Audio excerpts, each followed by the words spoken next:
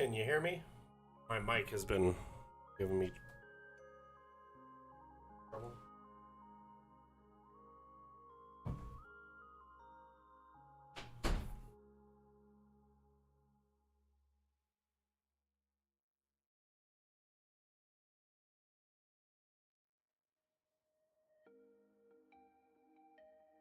Ugh. And I guess I forgot to charge my headset. I'm like so good.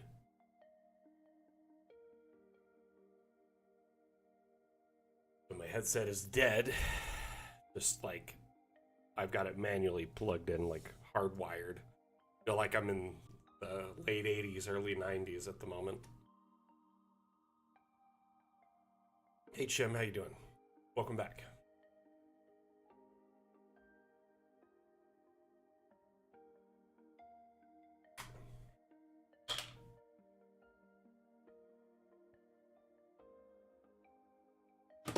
Whoa. Spilled my drink. Goodness. That was not my intention.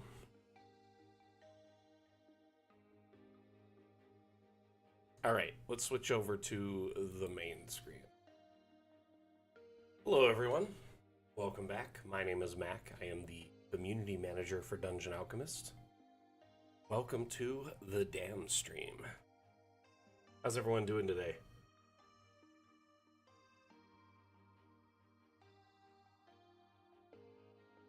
Oh no. I just unplugged my headset on accident. No. I have moments of that.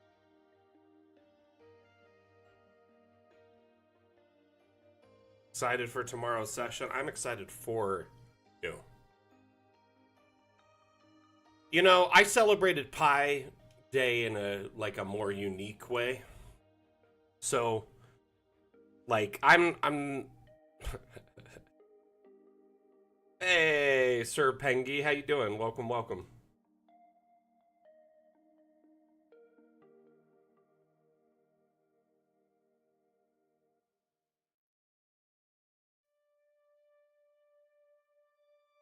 I'm making sure we got feeds live on every stream right now. Let's check TikTok and Steam because they're always a little bit late. We've got a TikTok feed up. That's good. Let me refresh for Steam. Nothing on.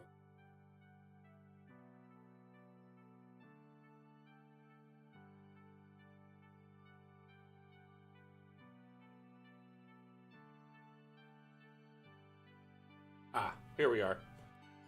Okay, I got Steam live.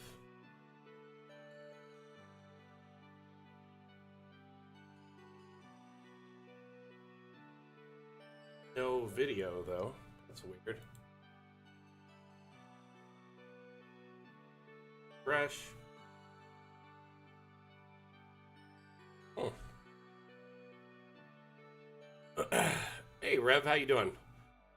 Are you able to see Steam at the moment, my friend? It's like a blank feed for me.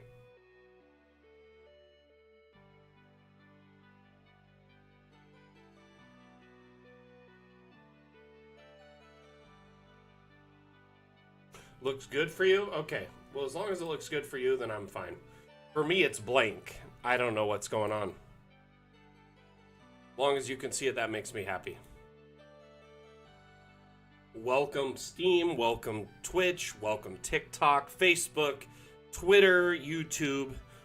How is everyone doing today? My name is Mac. I am the community manager for Dungeon Alchemist. Every other Saturday, we host what I like to call the Damn Stream. When you save a map in Dungeon Alchemist, it's saved as a .dam file. That's our proprietary file format. Stands for Dungeon Alchemist Maps. Or Dungeon Alchemist Map, I should say. With that in mind, we like to kind of lean into that. We have the Damn Challenge, the Damn Stream, etc. So the Damn Stream is a showcase of maps and assets that are located on the Steam Workshop for anyone to enjoy. you happen to own a copy of Dungeon Alchemist, you can click the Steam Workshop tab, click Browse Maps, and just like I have found this map here, there are 11,000 plus maps available for anyone to enjoy. Particular map was shared by Highland Lass, and it reminds me a lot of the temple in Petra. Right? We're so close to all those ones. Man, I can't see anything on Steam right now. It is just blank for me.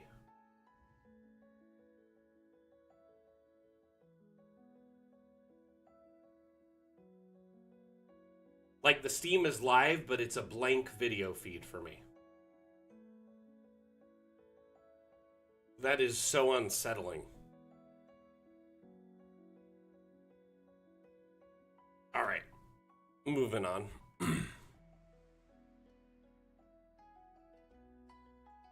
Well, I'm glad it looks good for you. Just keep me posted if there's any problems. Keep me apprised, if you will.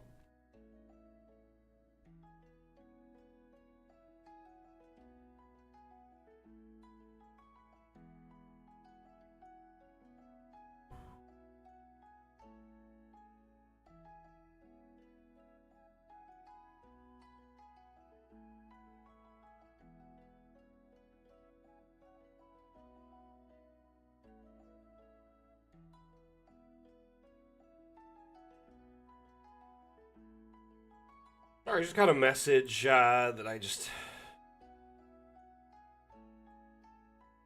needed to respond to.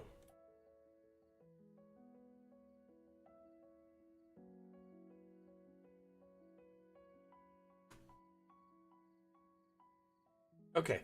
Thank you, Mondu, for letting me know. As of right now, I don't know what's going on. Oh, it is running for me now. It just went live. It just popped up, the video feed. That's good. So, Mac kind of messed up. I guess my headset wasn't on the charger all the way. It was like slightly on the charger, but not all the way. So, you see this cord here?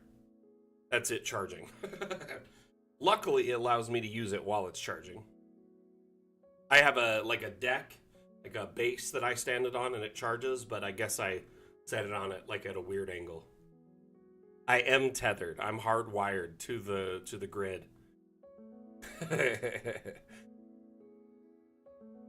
Rev, I'm wonderful. Thank you for asking. This morning was a bit of a struggle because I noticed a few things tech-wise that were like giving me issues, but overall I'm great. I wish my group, my D&D group, met up twice a month. Like, we meet up once a month, and we do this because all of our adult schedules can't find another day. It's like super hard to find 2 days a month. And also, it's basically, I would love this group to meet up more, but we can't.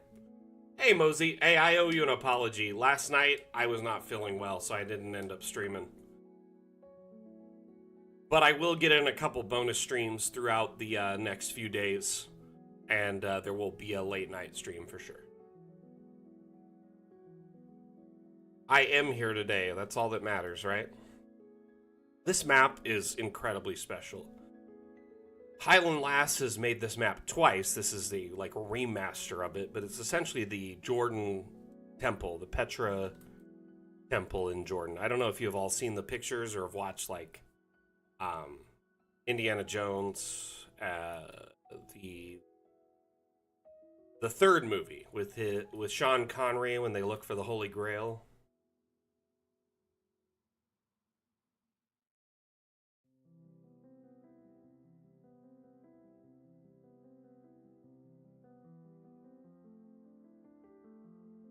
I'm jealous of y'all.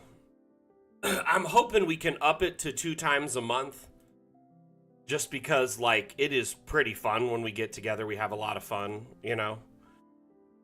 Oh, goodness. Ah! I'm gonna, run this cord through the headset.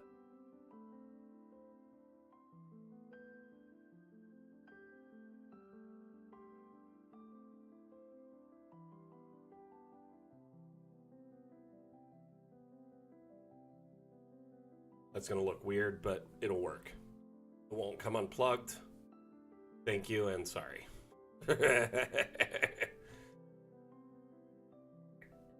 I haven't played an in-person game in years. Partially because, well, you know, the pandemic happened and it kind of messed things up. And now, you know, it makes it harder for me to meet up in person with other people because my wife is incredibly immunocompromised. So basically we have to kind of pick and choose when and who we meet up with people so we don't risk exposing her to illness of any kind. Even like a flu or a cold can really mess her up. Rev, I'm glad you're back up after 6 months. You know, the break probably recharged you though, I bet, right? You feel like rejuvenated, recharged, and like full of like inspiration.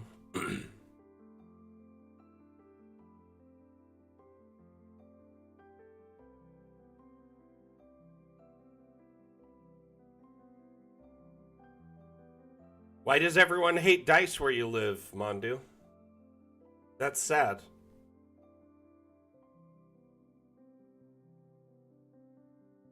Right, there's a pit here, just hiding out. Like, if you notice, you notice. Otherwise, you don't see it.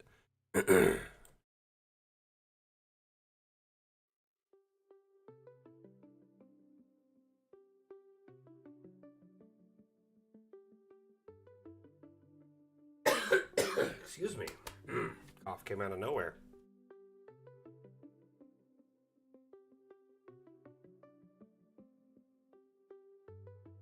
This map is incredibly special. Really enjoy it. Lots of little details just waiting and hiding in the map. Island Lass really always loves to add like a lot of special touches to her maps.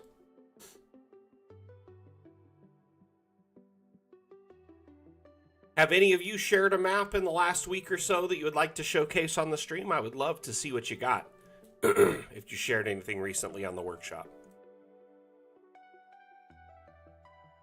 Hey, Jackal, how you doing? Oh my goodness.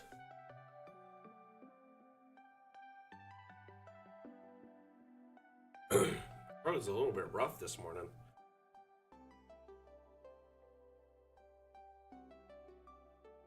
Is there a way that you can hide the dice? Why does he hate seeing dice? Is it like a religious thing, or like, I'm trying to understand it. Jackal, I'm doing wonderful, actually. Other than like I have like almost 20 plus days until my next D&D session. So,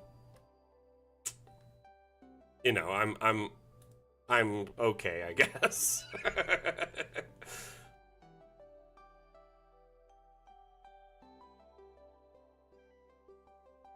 I do understand why when people play games, they don't like to let the dice decide. I think that's a hard concept for a lot of video gamers, particularly to understand when it comes to games like where there's skill involved or numbers involved, where you essentially, you know, if you're really, really good at gaming, say like games like Elden Ring, you have a lot of skill. Games like D&D are frustrating because the dice decides a lot of the interaction.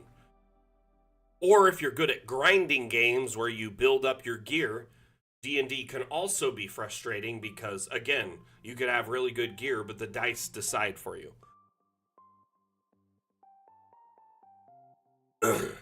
What do I play in D&D? Right now, I am in a campaign where I am a halfling wizard. Well, it's a multi-class.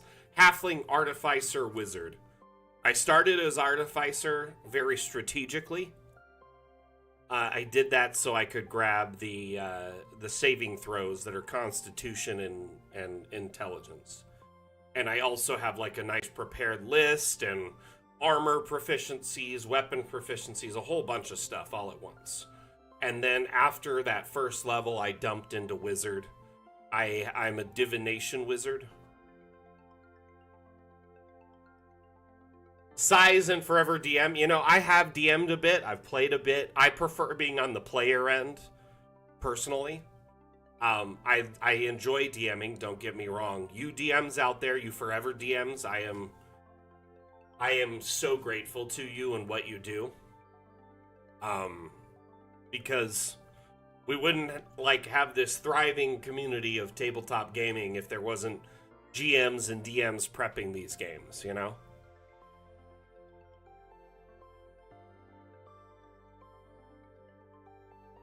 Still working on the latest map. What you working on right now, Dyson? Hey, Milo, how you doing? Welcome back.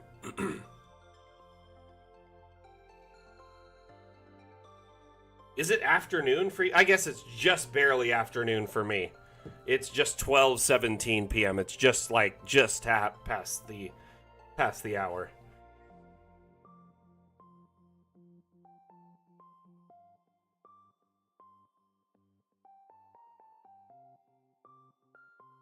We do have kind of a drawbridge. Kinda. It's the gate thing. This, where is it? No, I know we have. I swear we do. It is a door, though. I'm pretty sure. Where is it? No? There's one that has a drawbridge. What? Am I crazy? I've seen it before.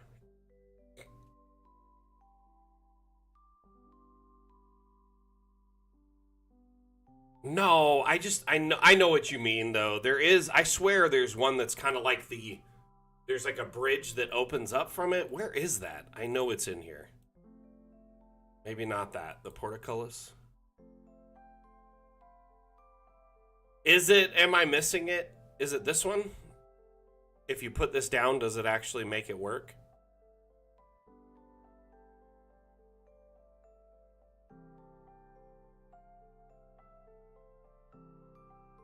There is a bridge on it. It's just not in the image. Oh my goodness. This map is bad for it. Let me start a new map.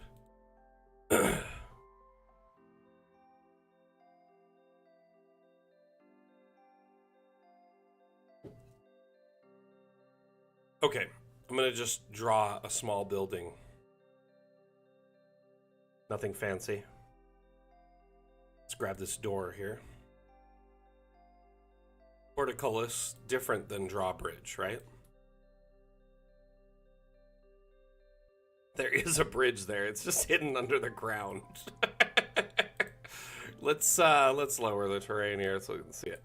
See that drawbridge? It does exist. We're gonna make a moat just for Dyson's sake.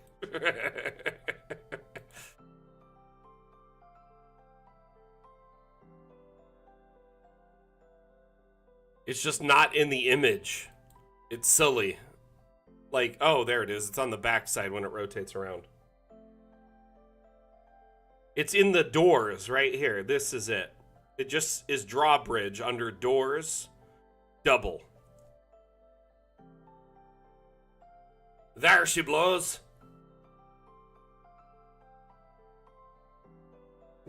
Yeah, you have to wait for the image to rotate to even see the drawbridge. You know what?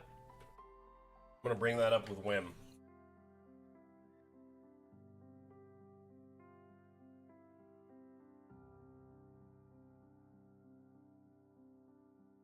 Drawbridge, door,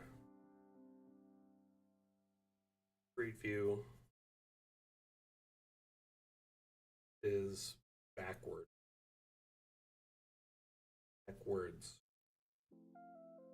Done. Noted. It's more fun to put 6,000 objects together. You know what? I feel that. I agree with that on a very like philosophical level. I personally really only like maps when, like, my maps, my personal builds, I prefer them to have, like, I don't know, tons of detail. something that I feel, sometimes our AI falls short on. It's great, but I love to add the excess detail. A freestanding drawbridge would be nice. I think our AI is great when generating environments. It's really natural. When generating rooms, it's a good quick fix. Personally, I am so nitpicky. I love to like go in and detail everything myself,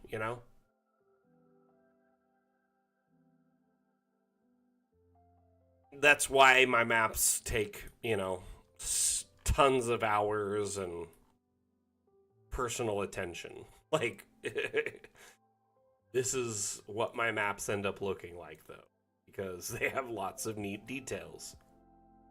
I think it's worth it, too.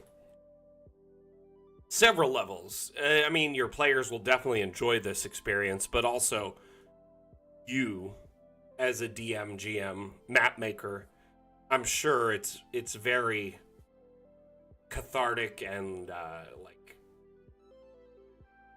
warming to complete something, build something.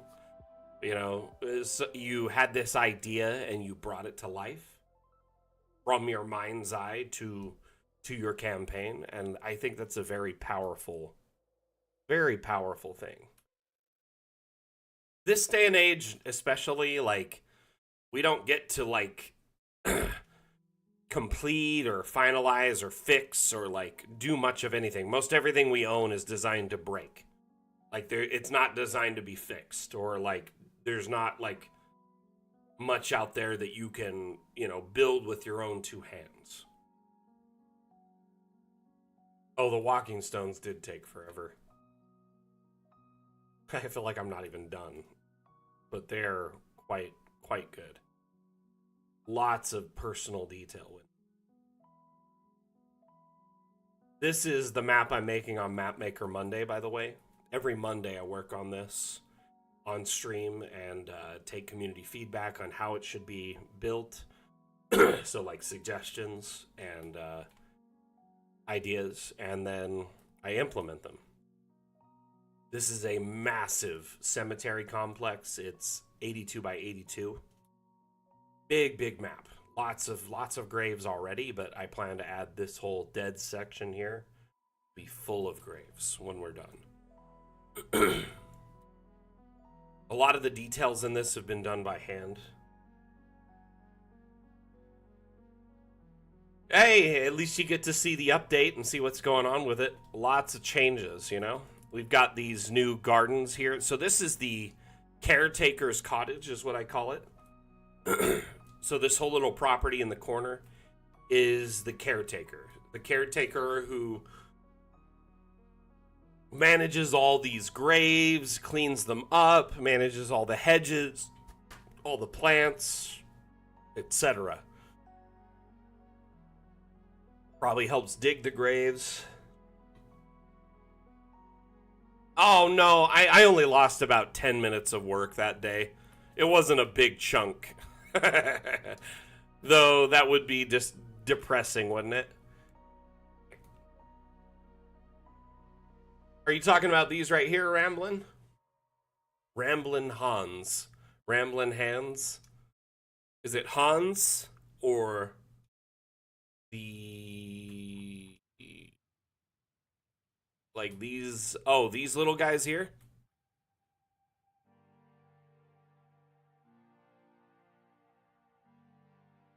I'll be honest, that's a little bit of a cheat code. These are from the workshop. So if you're in Dungeon Alchemist, you can click Steam Workshop up here, right? There's maps, but there's also assets.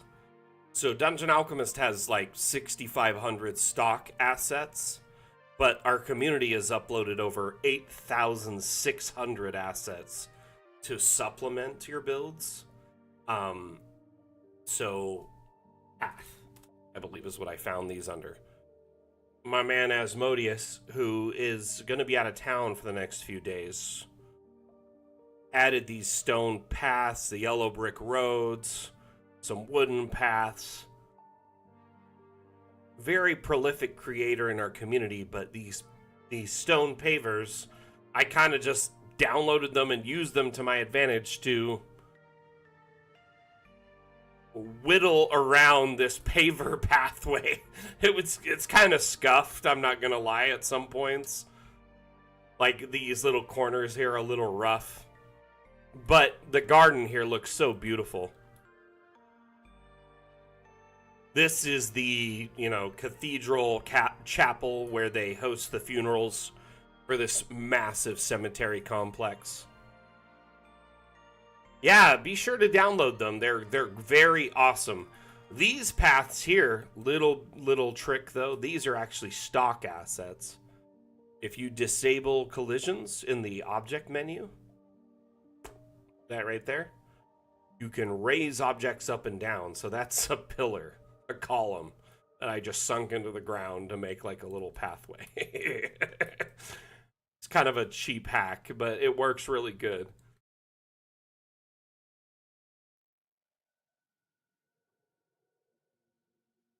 Anyway, moving on. I'd just like to let everyone know that right now we are on sale for 20% off during the Steam Spring Sale. Absolutely honored and hyped to be included in that sale. Thank you, Steam, for including us.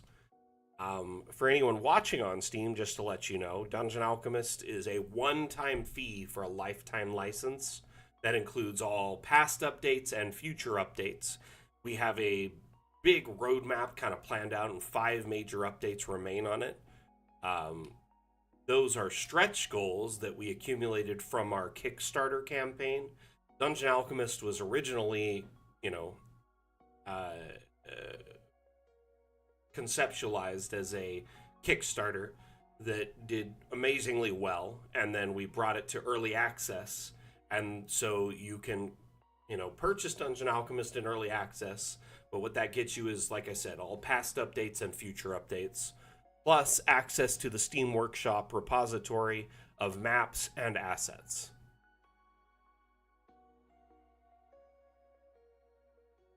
Which is quite a value on its own. 11,000 maps and 8,500 assets. Or 8,672 assets.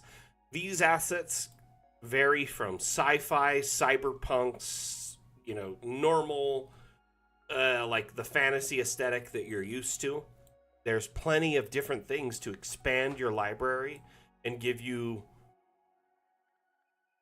a whole level of customization that you can't just get with the stock assets in Dungeon Alchemist.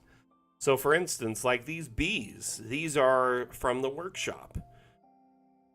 The wheat here is from the workshop. These gourds, I'm pretty sure, are from the workshop. A lot of different things from the workshop can supplement your builds and really allow you to add a bunch of diversity that you weren't used to before.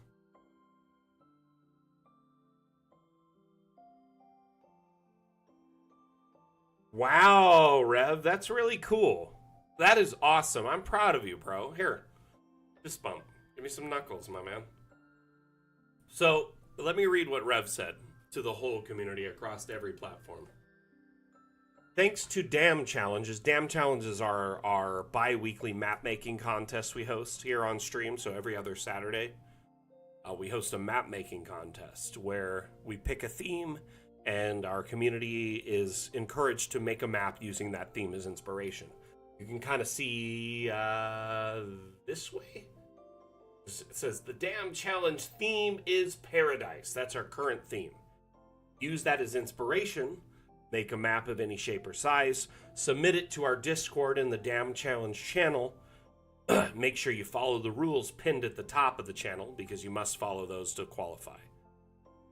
As long as your map qualifies, your map will be featured on the Dam Challenge stream, but you also have a chance to win a $10 Hero Forge gift card, so you can get some free tokens on Dungeon Alchemist.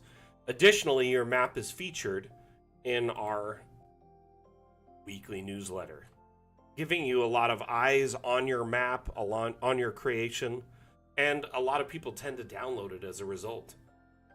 So, you're trying to make a name for yourself as a cartographer in the Dungeon Alchemist community. Maybe you do commission work or have a Patreon, or maybe you're just a very, very passionate DM who wants to have your maps used by other people out there, which is always a pleasure.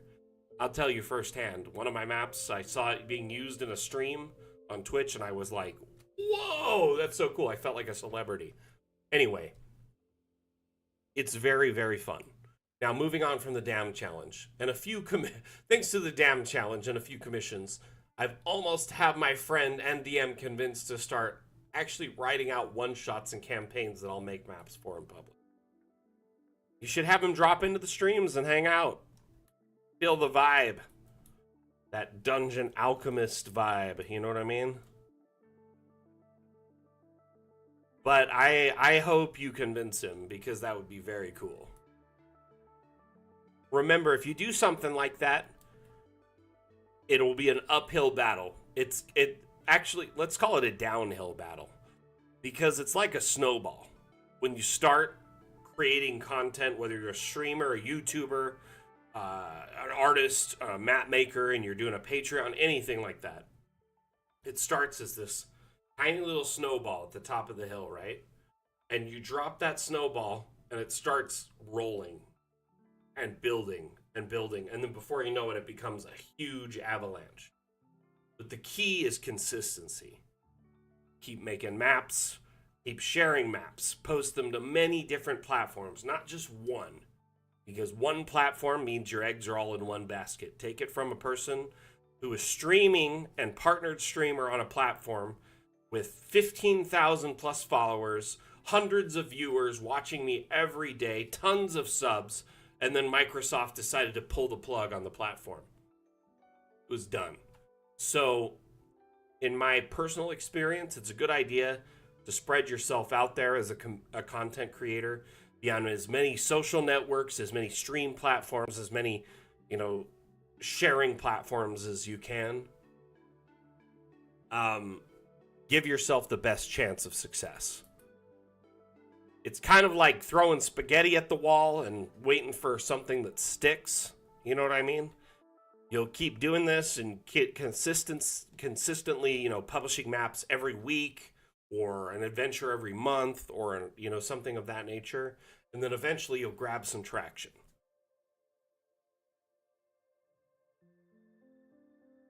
I know eventually seems so out there as a strange concept. But I do think if you're true to yourself as a creator, follow your passion, you can always find success.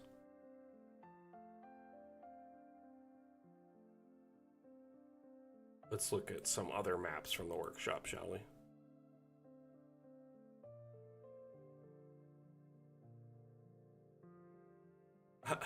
Take it from someone who failed many times as a content creator before I became the community manager of Dungeon Alchemist, which I consider a very nominal success. Like, I'm very proud of where I've gotten in my creator career.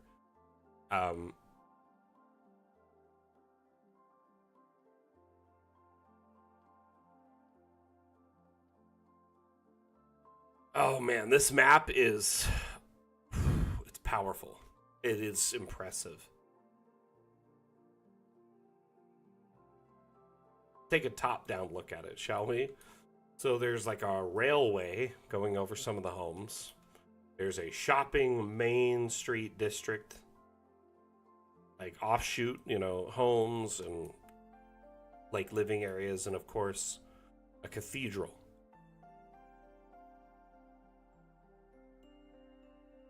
This map is insane. It's very good.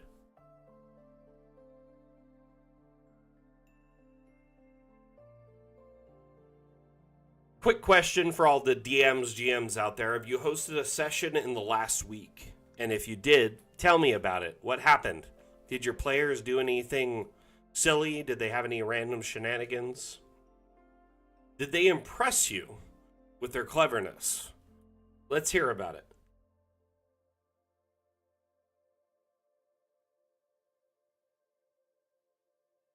Otherwise, DMs, GMs, if you're making maps and preparing for your upcoming sessions, I'd love to hear about it. What kind of maps are you making? And if you feel inclined to share, I'd love to hear it. I know that your players may be watching right now, but if you can share the information about your maps and upcoming sessions, I'd love to hear. A jail.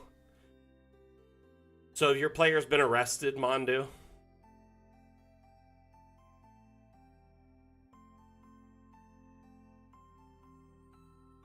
They may.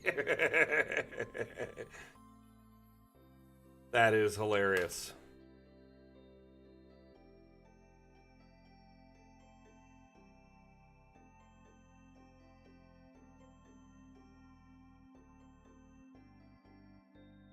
The king has a simulacrum? Jeez, dude. What level are your players?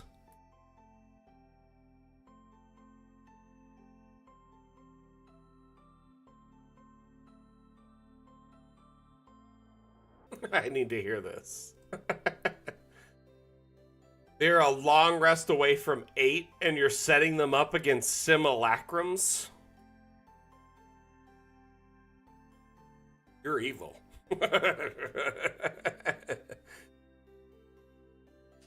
Our sessions are every Monday, running a political war campaign. The players are all members of the same royal family, or close counterparts like the High Commander. They're still in Phase 1, safety at home. Currently working on a hunting map for the next week. Interesting. By hunting, do you mean like a great hunt?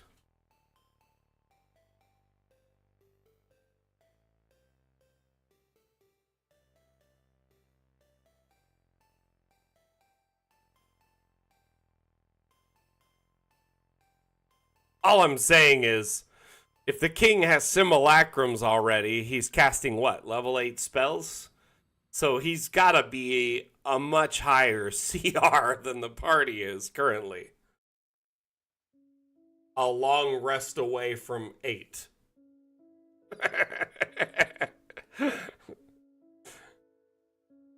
But yeah, a worn out simulacrum. Okay, you gave some context. That helps.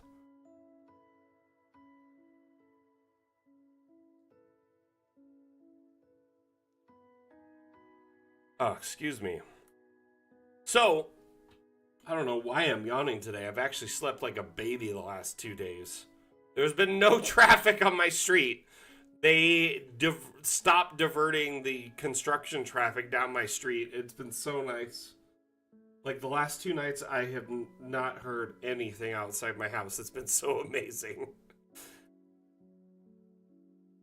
For anyone wondering, I've been complaining about my lack of sleep lately for like the last month because there is a construction project nearby my house where they're diverting traffic down the street of my home. There'd be semi trucks, vehicles, all hours of the night just driving by, and it just wakes you up.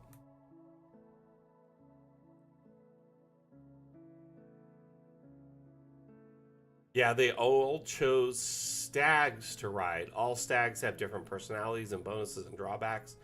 The winter region, so the hunt map will have a bunch of environmental challenges as well. Wonder how the stags feel being ridden to go hunt other like potential deer. What are they hunting? I think my favorite part of this map is this little pub in the corner.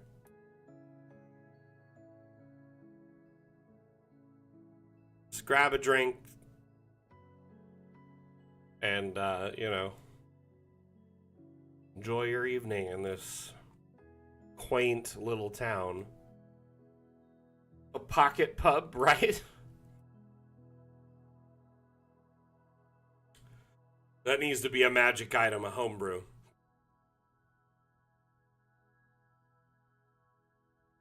In a bath? Oh, say an I. I got a puppy.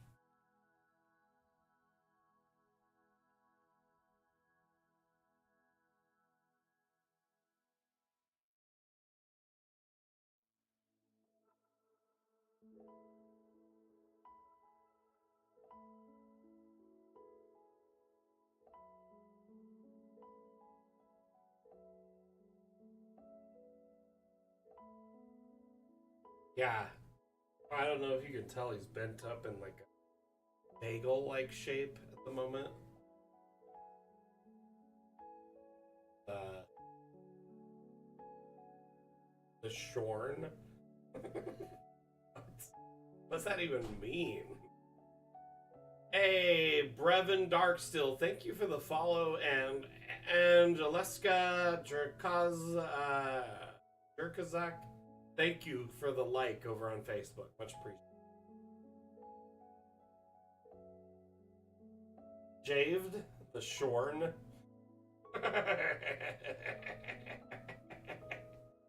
He is indeed quite shaven, quite shorn.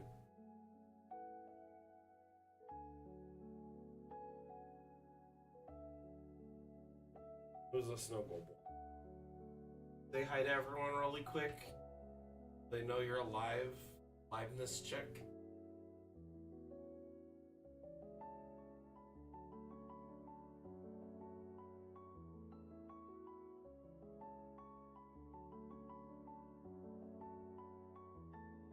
For C&C games.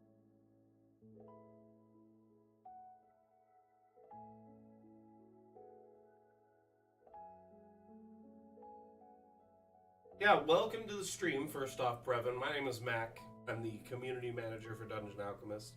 Sorry for encountering us during the puppy break. Hope you don't mind. If you have any questions about Dungeon Alchemist, feel free to ask. Myself or my moderators will help you out. Or my very passionate community uses it for their various tabletop games. What for C&C games? I'm lost on that. What is that acronym? Please fill me in.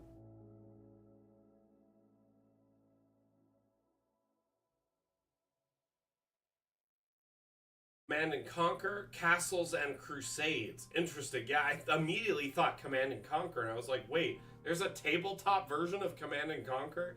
This is something I need to see. Castles and Crusades. Interesting. I have not heard of this, but it sounds like a reasonable, tabletop setting. That would be really cool, right, Atlam? I grew up playing Command and Conquer and Red Alert. Acknowledged. Like that would be pretty cool as a tabletop game. Papa. Okay, bud. Wanna go get your mom? Okay.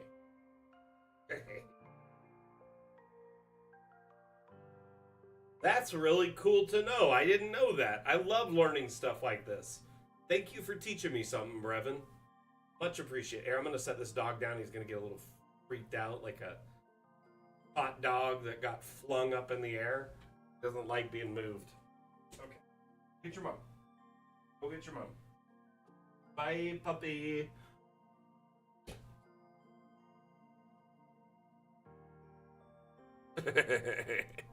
So, I imagine if it's a fantasy setting, Brevin, Dungeon Alchemist would do quite well for your needs. Have you happened to download our demo and try it out by chance? We offer a free demo on Steam, so you can, download it, try it before you buy, test drive it on your computer to see how it runs. It is only like a small slice of the pie. It's only the forest biome. Currently, we offer, all of these different biomes, so it's just that one biome. And then you get to build a tavern. And then there's a bunch of objects to play with. But it's a great way. Oh, you just got Dungeon Alchemist today. Well, welcome to the damn fam, as we like to say. So you took advantage of the sale?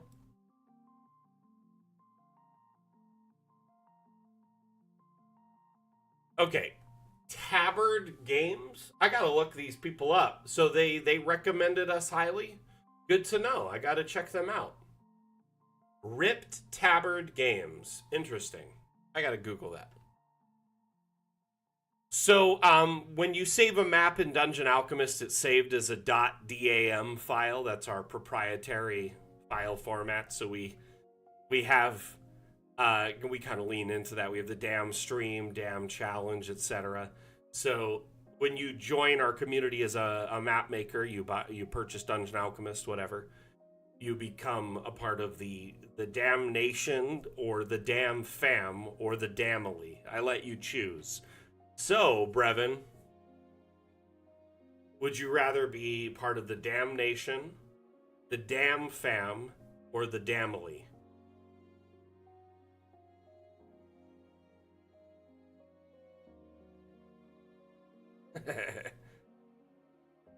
I'll let you pick. Damnation? You know what? The Damnation is a strong faction. Totally understand why you want to choose it. Mosey, right? When you add the winter to any biome, it's quite fun. Though I don't think we could do it here. It might mess things up. Let's try it. Let's try and make this snow.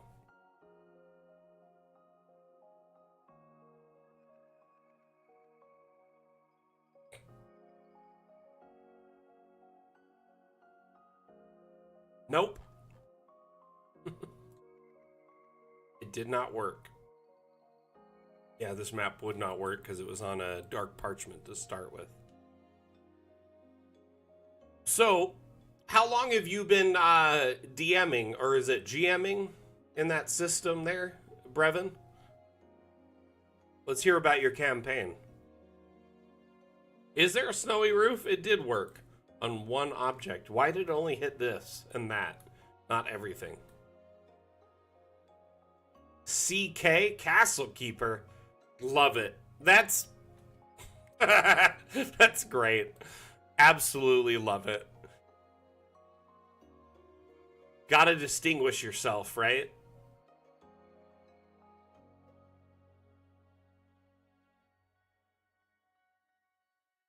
Yeah, a lot of this is rooms. It's all indoors technically, so there's no snow. You're right. You're totally right, Mondu.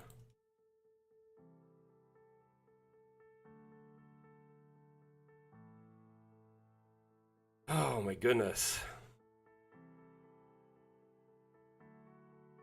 So Brevin, during the DMing D&D for 47 years? Holy cow. That's impressive.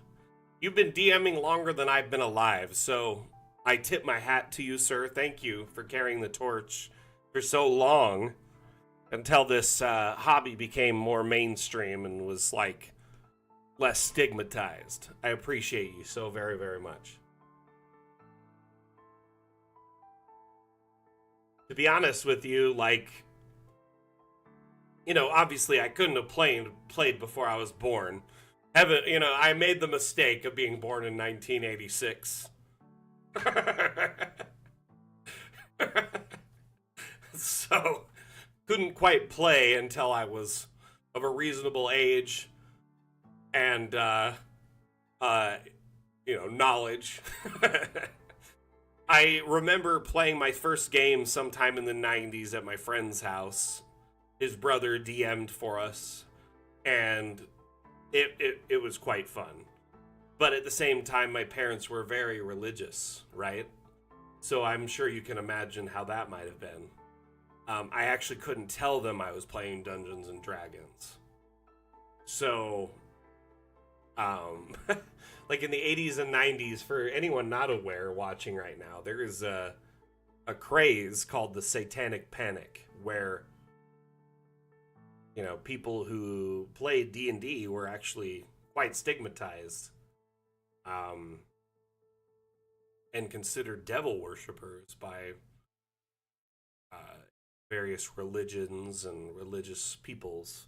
So, you know, hail math, I guess. But like, I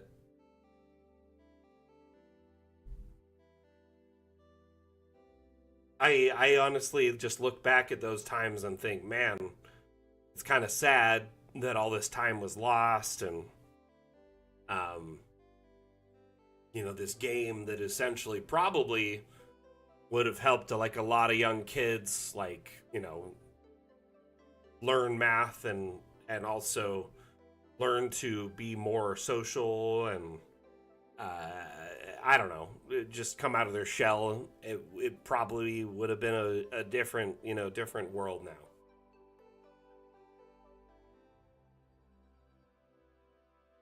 Sorry for this forever rant as we're downloading assets from this next map. It's over a half a gigabyte of assets, but Steam Workshop makes it incredibly slow.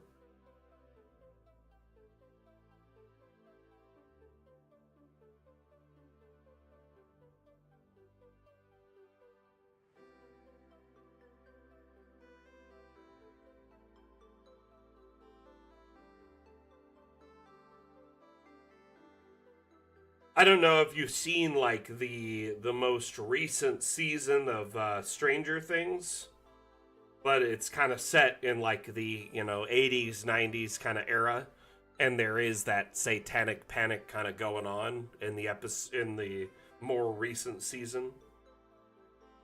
Anyway, long story short, it was a rough time, but I'm glad that tabletop gaming kind of thrived and made it out of this dark ages, so to speak, where often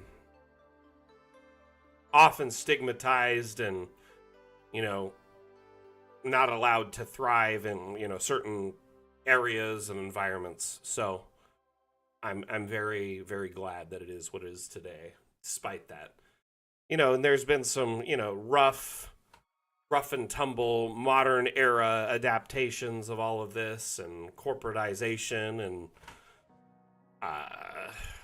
venture capitalism kind of seeping its way into tabletop gaming, but at the same time, it's still such an amazing hobby that brings people together and allows people to. I personally think a lot of people to come out of their shell and experience like fantasy and also role playing and tabletop gaming for the first time.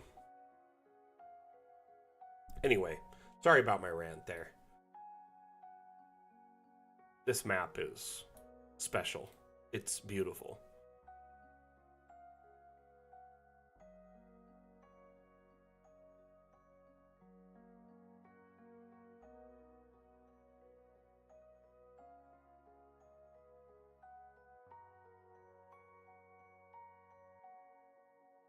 Let's take a look at the top down here.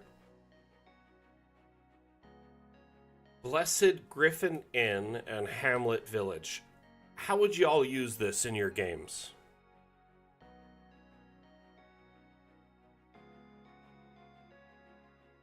Castle Keepers. I gotta remember that.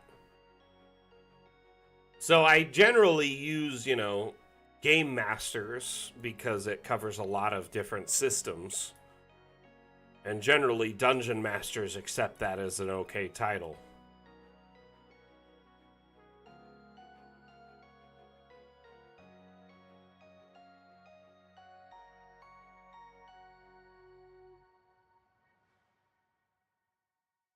And S. Love the detail in this.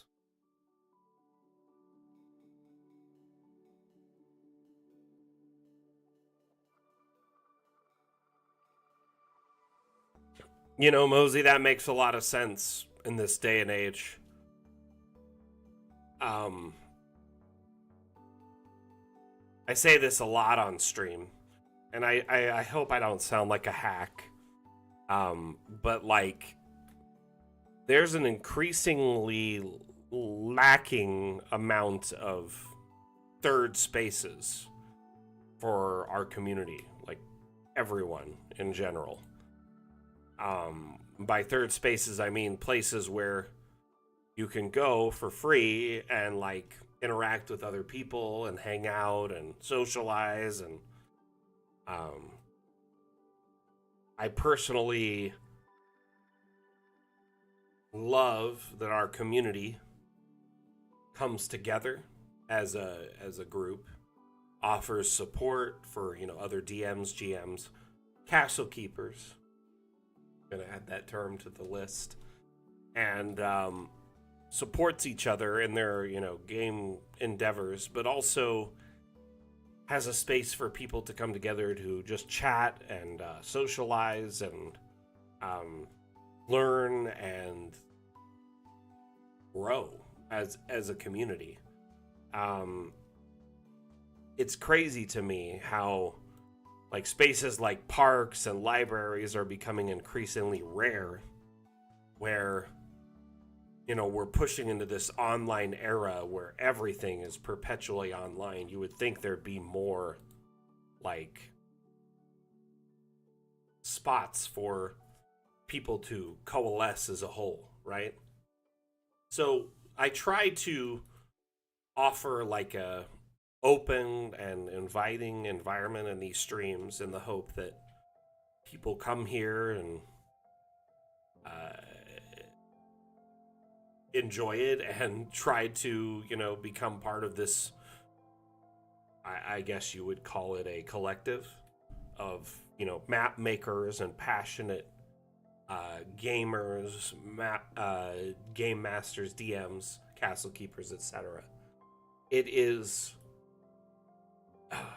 it's very important to me that these streams continue to thrive and these community initiatives bring in, new eyes and new faces, and people feel welcome here, regardless of their background, of their history, their whatever. A cabal of cartographers. You might have read that in one of my posts, actually.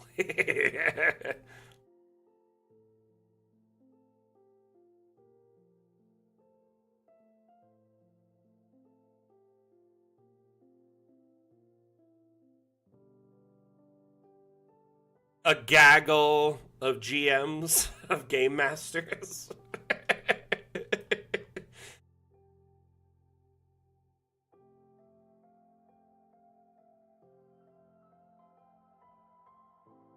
A faction chat, interesting. Like, here's the difference between us and a faction chat. We wouldn't be competitive or like hostile towards alternate options.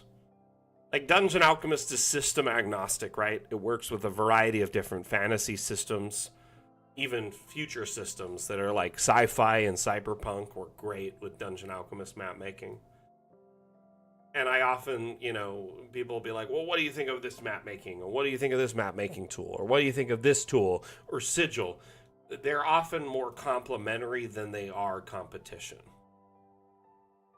There's really no way to run a campaign with just like one tool, I guess Brevin, as an old school DM, doing everything pen and paper, theater of the mind, transitioning into a digital space, if you haven't already, it's an interesting transition because it allows you to explore a using this digital space to translate what your mind often sees into a much more malleable experience for your players. Not everyone sees the same thing your mind's eye or your imagination sees, right?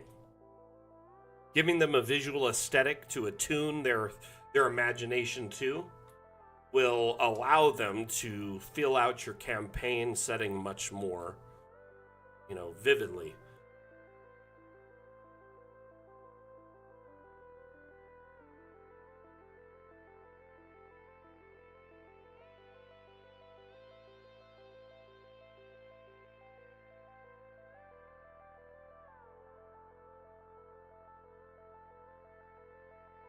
This map is stunning. Lots of detail, lots of verticality. Do you think y'all could use this map in your campaigns? And if you did, how would you use it? Is this a pit stop for your players on their travels? Excuse me. Oof. Came out of nowhere. Is this an important part of the plot? Is this just a minor respite?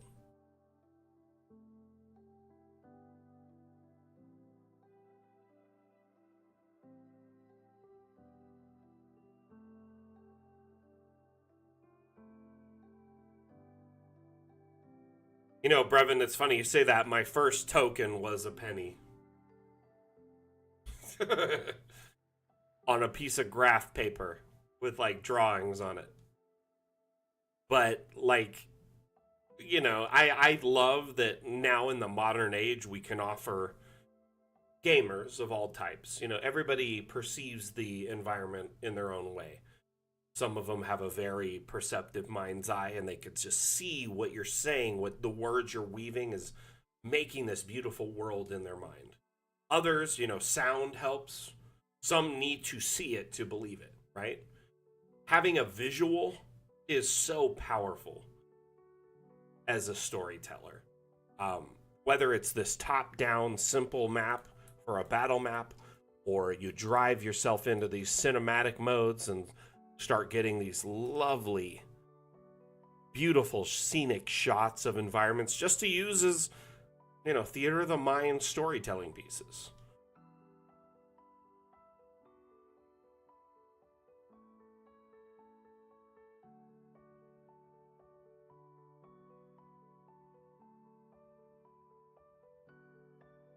I think as DMs and GMs, we all have a different style and how we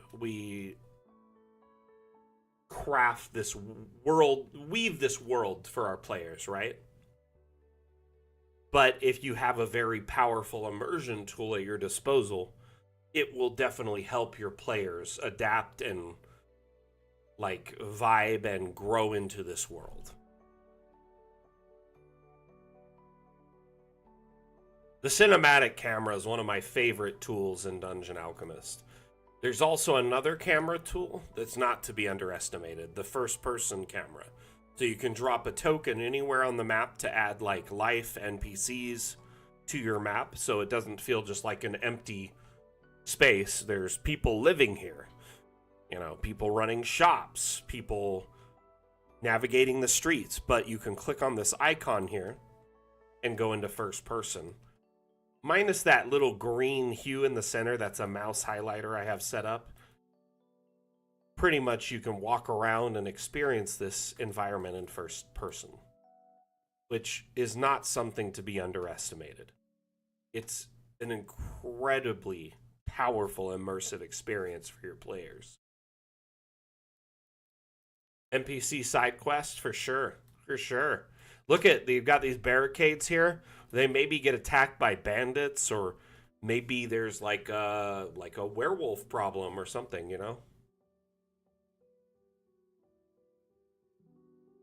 know what? Let's add a quest board if there's not already one.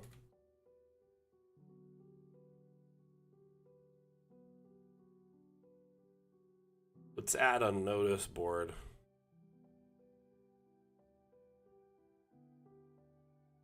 Disable collisions. We'll raise it up.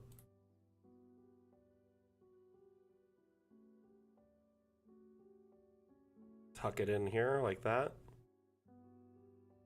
Or we could use this one that sits down here like at the crossroads area. Just tuck it in there. By the way, this notice board has customizable images, so you can insert an image if you wanted to. Maybe a wanted sign of your players, or an actual, like, bounty or something else of that nature.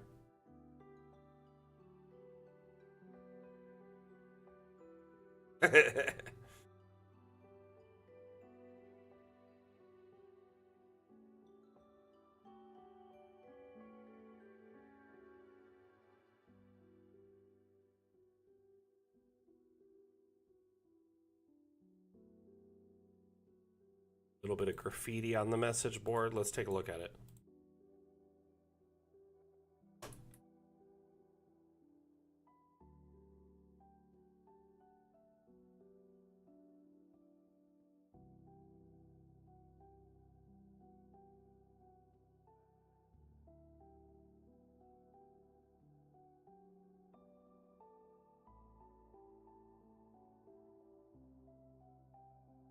So much damn vandalism.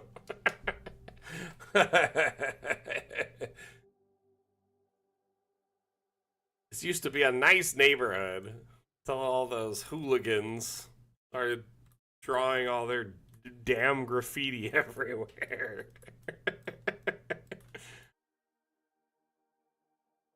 Okay, let's go find another map. Shall we? It was the map. You know what? This map is actually quite fun. Let's check it out.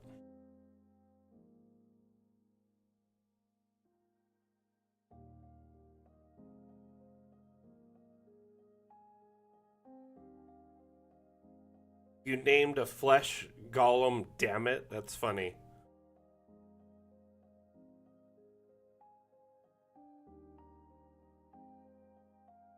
So we make more damn jokes than a Vegas vacation movie over here on this stream. So get ready for it. It happens all the time.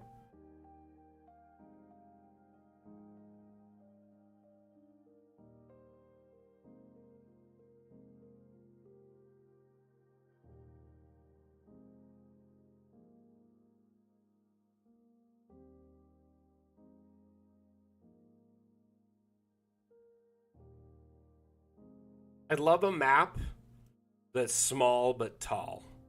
And by that I mean it just has so much oomph to it. Little map with so much personality. This could just be any corner shop in a big city, right? You could have, you know, your players, they want to visit a magic shop. Okay, they go down some alley, end up in this awkward store.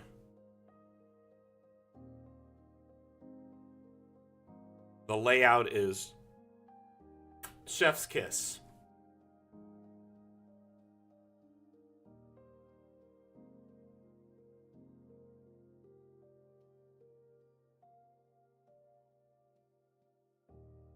I give a damn so much. So much.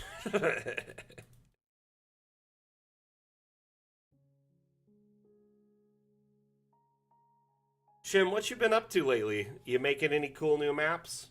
Love to see what you're working on. By the way, sorry for this cord. I guess my headset wasn't charging, so I got it plugged in right now. So if it looks weird that I've got this, like, I'm hardwired, it's because I'm actually a robot and I need to be charging because my batteries are running low.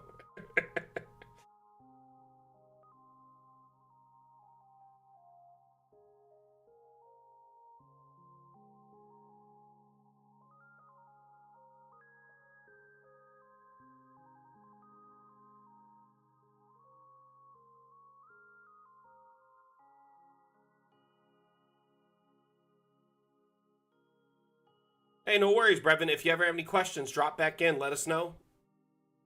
These streams are AMA format, so that means ask me anything. You can drop in and ask questions, get live support, share feedback and suggestions. I take notes and pass it on to the devs. And additionally, we also have a Discord where you can get support and information. So if you have any inquiries or suggestions, feedback, need for guidance, feel free to drop in. Nice to meet you. See you around. Bye. Nice. Glad to have you.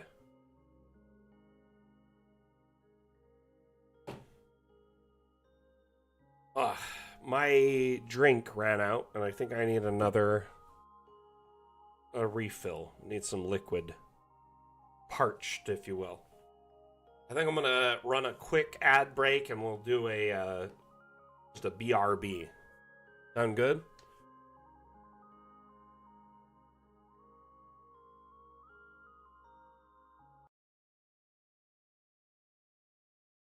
But can it handle curves? But can it handle curves? But can it handle curves? But can it handle curves? Dungeon Alchemist, the AI-powered map-making application for role-playing games, now comes with both round and diagonal walls. Create amazing professional maps for your players in seconds. Get it now on the Steam store. All right, I'll be right back.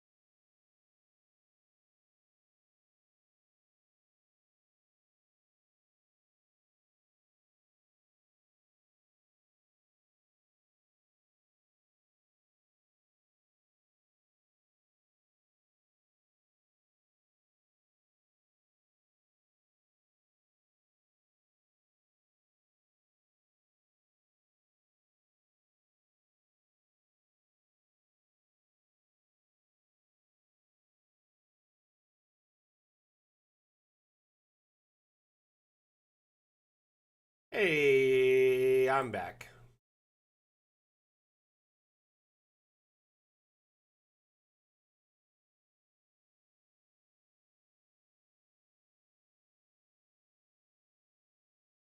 Sorry for the delay. I got a phone call while I was out in the getting a drink. It was my mother, and you know how it is when your mom calls. So, had to answer. Spoke with her for a moment, convinced her that I had to leave and go back to work. I'll be honest, guys and gals, bugging Asmo over the next few days probably won't be a good idea. He's busy with some family stuff. I know Michelle has done some skyboxes. They want to hit him up.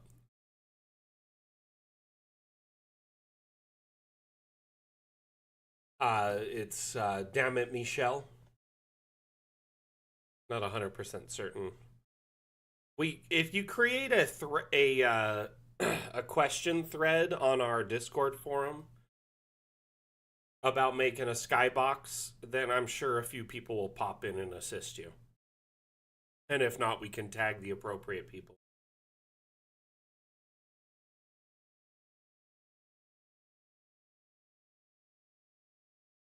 So, there's a few people lurking right now. And I just want to say thank you for lurking. I appreciate you very, very much. Though I would like it if you said hi. But, I'm not going to be, offended if you don't.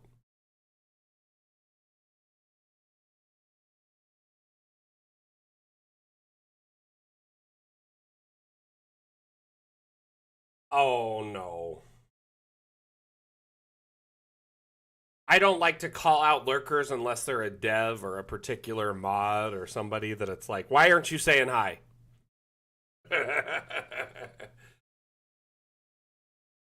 Hey, thank you. Kratixon and Jackal. Appreciate it. Chim, I used to lurk 2025 participate. Is that your New Year's resolution? I'm not going to lurk anymore. I'm going to talk in chat.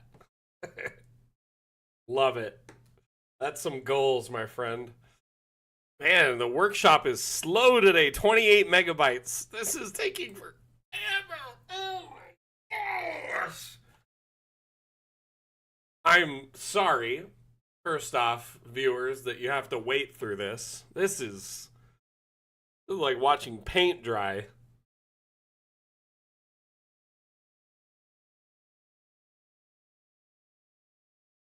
It's so slow. 14 megabytes halfway through, and it's taken forever.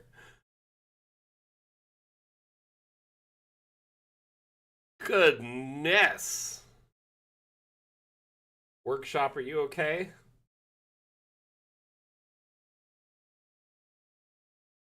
Workshop, are they in the room with you right now?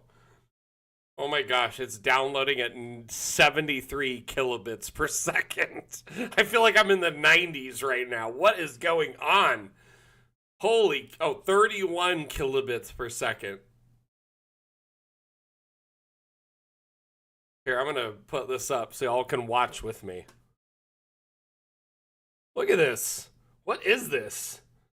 No, I got nothing else running, brother.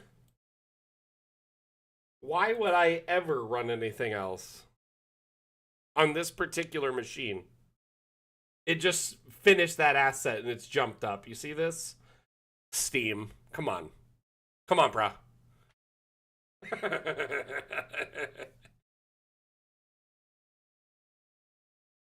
This is insane. It's...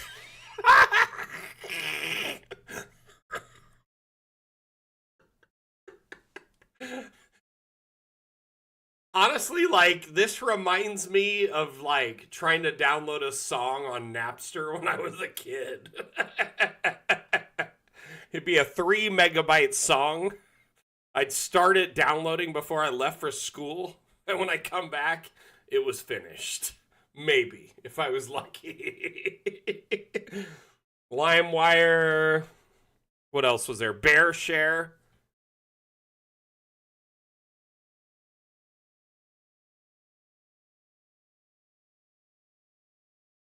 Napster before it was like a business. No, those were the glory days, bro. Not the dark days. Wait, are you done? The internet used to be like the future, and now it's just like 5 different sites owned by like 2 different companies.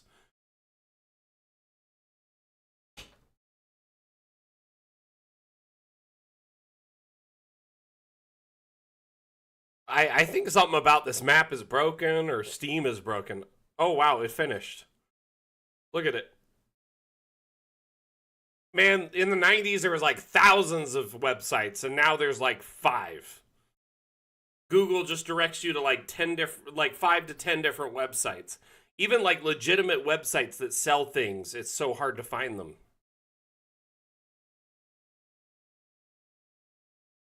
Hello.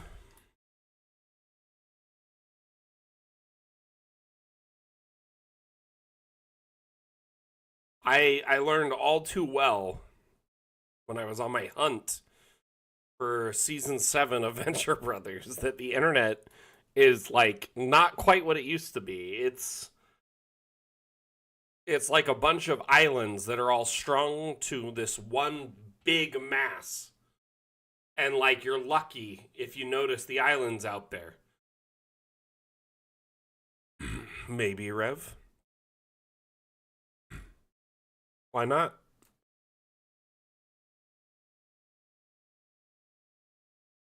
Man, I remember when 28 megabytes was big.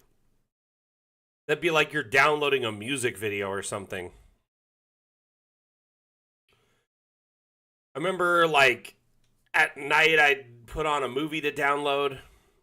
All night it would download. I'd go to school. All day it would download. I'd come home and it's like I couldn't play video games because this movie is downloading.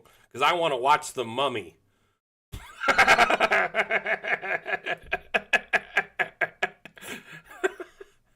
It was quite a time.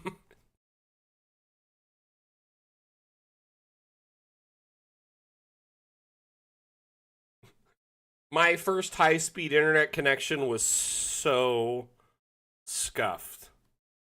If y'all want to hear about it, I'll tell you.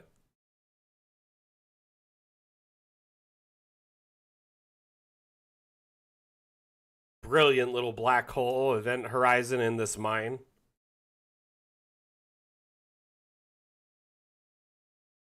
Kalali. I remember that kind of stuff too. Oh my gosh.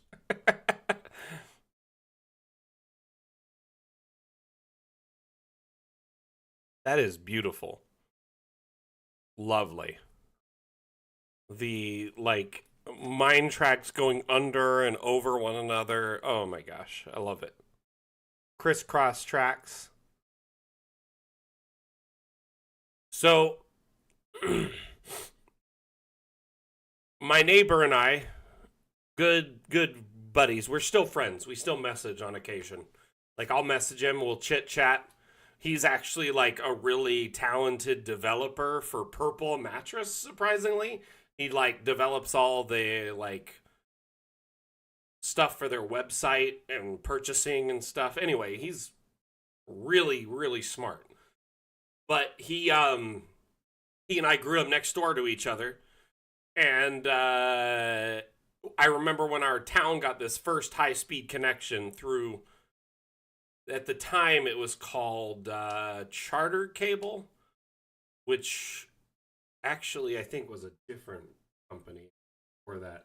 Anyway, it doesn't matter. This company was like a little tiny like cable company in the middle of nowhere, Utah. And their highest speed internet at the time was like 10 megabits per second. Like, that was so lightning fast for for us because we were playing StarCraft on dial-up modems at the time, or Age of Empires on dial-up modems. It was a different time. Like waiting for your internet to connect and listening to those fax machine sounds, and then playing a game on that connection was bliss, but also awful. As if someone called your house, you were disconnected. You didn't have a second line. It was gaming was like a high risk scenario. It'd be so funny if today in like high speed internet, like while you're gaming, your internet connection got disconnected because someone in your house got a cell phone call. Could you imagine? Like, so my neighbor and I, our parents didn't want to do high-speed internet. They're like, this is too much. We can't afford it. And we said to them, well, what if we, pooled our allowances together so you no longer paid us allowance, because we were about to get jobs and we had other like side gigs going on, side hustles, doing like work for our neighbors, landscaping, moving things, stuff like that at the time, like young teenagers. We're like, what if we combine our allowance money and we got one high-speed internet connection for the two homes? Okay, so how this worked, my neighbors got the high-speed internet connection. Me and my buddy went and bought a modem together. We pooled our allowance money, bought a Linksys modem, cable modem. And then my grandfather, he worked for US West Quest as like networking and line rigger and stuff like that, and he gave me a box of Cat3 cable. He just like, oops, this fell off the truck. I don't know what happened to it. A box, 1,000 feet of Cat3 cable at the time. That was like hundreds of thousands of dollars.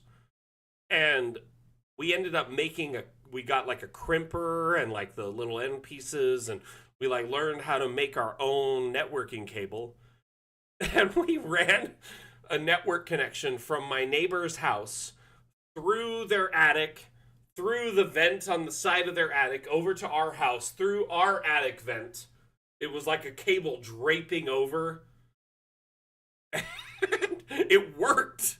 Like, my internet was a little bit slower, but it was so much faster than dial-up. We were able to play, like, StarCraft and Warcraft and Diablo, and man, I remember playing Baldur's Gate with my friends. But there was like 100 feet that I remember distinctly. My grandfather and my like the rep at the Radio Shack being like, "This will not work. 100 feet of cable, that will not work. You need a repeater." And we're like, well, we're just going to try it. Just some dumb kids, like we're like 12, 14, something like that. And we set up this cable, ran it through my neighbor's attic, plugged into his router, all the way over to our house. It worked. We only had the one computer at our home, so we only needed the one cable. It was crazy. We got this to run all the way through my home, through the... Like, I'm pretty sure the people that live there, there's cable remnants of it there still. Because I think when I moved out, we just cut it between the houses so it wasn't, like, draping between them anymore. But there's, like, cable in the attic. It was insane. So, yeah. My first high-speed internet connection was definitely, like, something you would consider trashy. Like... It wasn't necessarily, like, above board. I'm sure if the cable company knew we were doing that, they would not be happy. Could you imagine?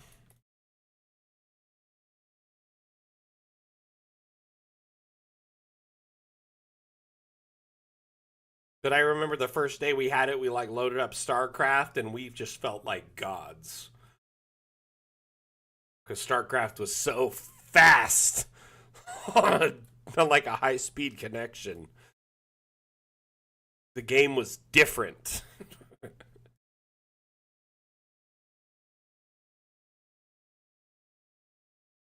Hey, Geronimo, how you doing, my man?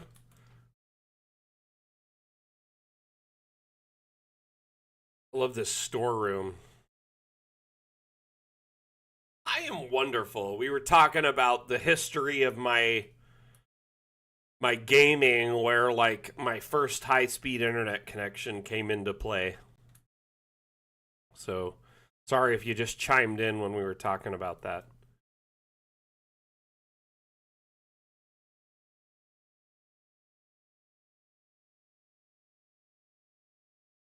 Polaris! Hello, welcome.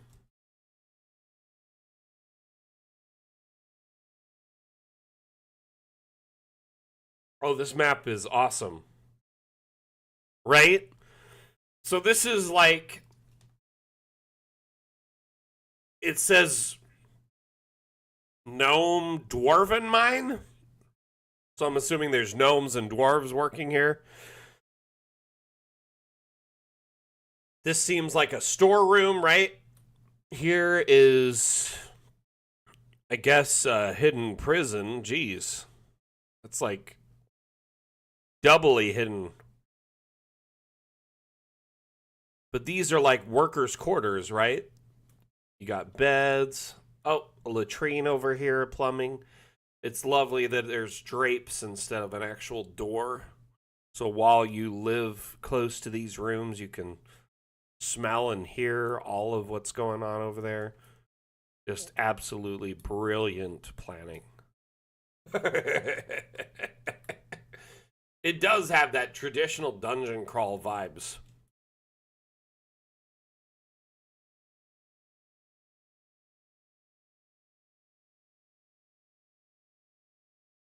You know, that's true. I'm glad they added a bathroom, but I wish there was a door. You know, for the most part, people forget bathrooms, you know? That is true.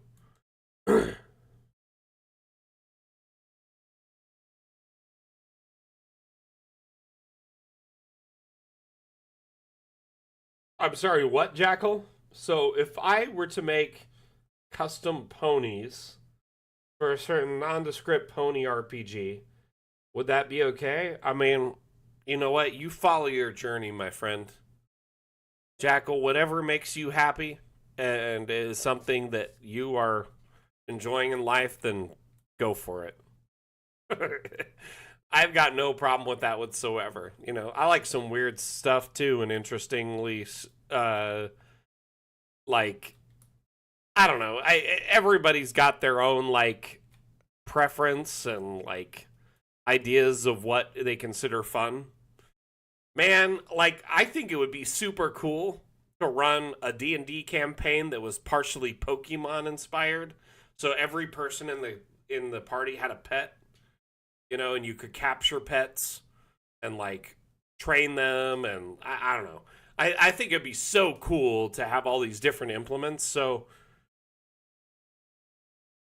you know, if you're adding custom ponies, my friend, into your campaign, by all means, follow your journey and enjoy it.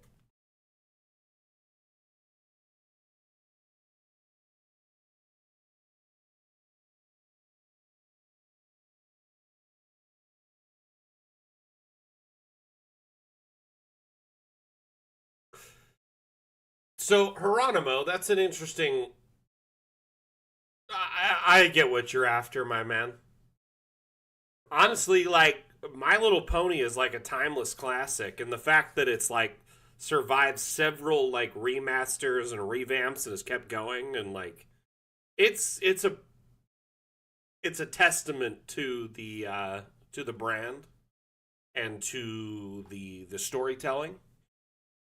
Also, I'm pretty sure Weird Al is a My Little Pony, which is pretty cool. Because Weird Al is a great, like, timeless singer and voice actor.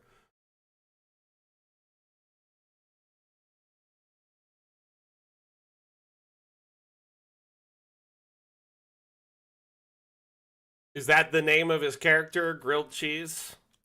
That's dope. So when I was growing up, my cousins loved My Little Pony. I had two cousins who were just obsessed with it. So like anytime we'd hang out, they'd talk about it. They had like 15 of the My Little Ponies or 20 of them when we were kids in like late 80s, early 90s. They loved that stuff.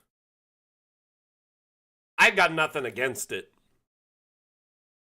I honestly, like, I personally love creative canons that, like, transcend media and end up being, like, far more than the creators ever intended. Stuff like My Little Pony is a great example of it. Like, it started as essentially a Hasbro cash grab for, toys to be sold from a cartoon show. And it has become like a multi-generational product.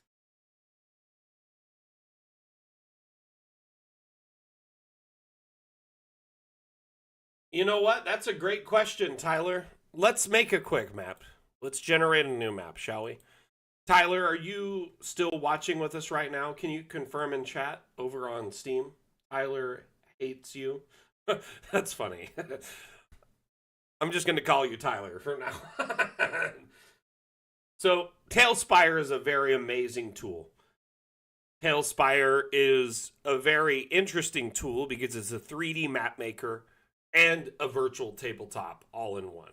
You can play the game all within the tool.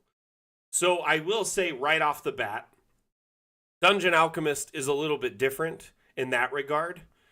It's not meant for gameplay. It's a map making tool and an immersion utility. It's meant to be used in many different environments. So it's very system agnostic and play agnostic. By that I mean you can export your maps for print. You can export your maps as digital files, JPEGs or MP4s, WebMs, for TV tabletops, projector tabletops. You can export your maps as digital files for virtual tabletops, such as Foundry, Fantasy Grounds, Roll20, and a variety of others. So, one key difference between Tailspire and us right out the gate, they are a self-contained system where you make the map and you play within the system. Though I often get Tailspire community members asking, hey, is your map making system compatible with theirs? They're an enclosed system, so we're not. But I think that's because people like our map maker as a simpler, easier to use tool. So Tyler, I want to guide you through making a map in Dungeon Alchemist or generating a map. We have all these different biomes available and you can see them right here. I'd like you to pick one. Dark Parchment and Green Screen are really utilized for specific purposes, so let's ignore those. But Badlands through Snow, if you could pick one of those, I'd be pleased to generate you a map. So Badlands, caves, desert, Fade Plain, forest, grasslands, jungle, skeletal plains, or snow. Pick one of those, Tyler. We'll generate you a map that is 40 by 40, just to show you how simple it is to make a map in Dungeon. Fade Plains is awesome. Let's do that. So we'll do a 40 by 40 map. We'll select Fade Plain. Now you have all these different options within the generation tool. You could say, I want it to be flat, I want hills, I want mountains, ravines, spiral, vortex. Let's just do hills. Keep it simple. You have all these different options. Do you want no vegetation, fey forest, crystal forest, mushroom forest, or dense vegetation? I'll let you pick that one.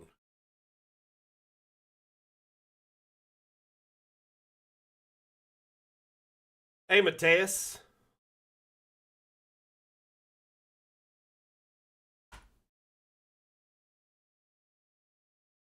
That's hilarious, Jackal. Honestly, like, Weird Al is one of my, like, most favorite, like, stars. Growing up in the 90s, like, as a young man, Weird Al is iconic, right? I had all his albums. My friends talked about him all the time. I wanted to go to see his concerts.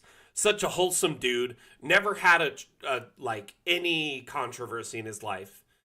And I love that he's gotten into voice acting in his late years.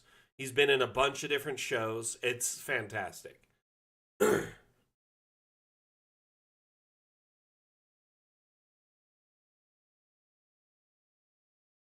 Dang, Chim, you are inspirational. Hey, AJ, how you doing? Welcome back. Mushroom Forest. Let's do that Mushroom Forest. We'll select that. So I'm going to add a little river to the map because I think a river in the map is always good. We're going to leave no weather, right? And we're going to just generate this map.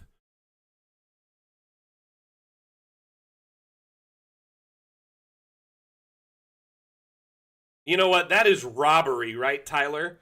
The fact that Weird Al has never been invited nor recommended for a halftime Super Bowl show is absolute robbery of my lifetime. Like, Dr. Demento? Dr. Demento was my guy.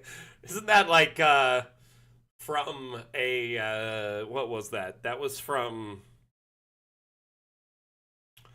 an Adam Sandler movie, wasn't it? What? I feel like it was. Waterboy, maybe?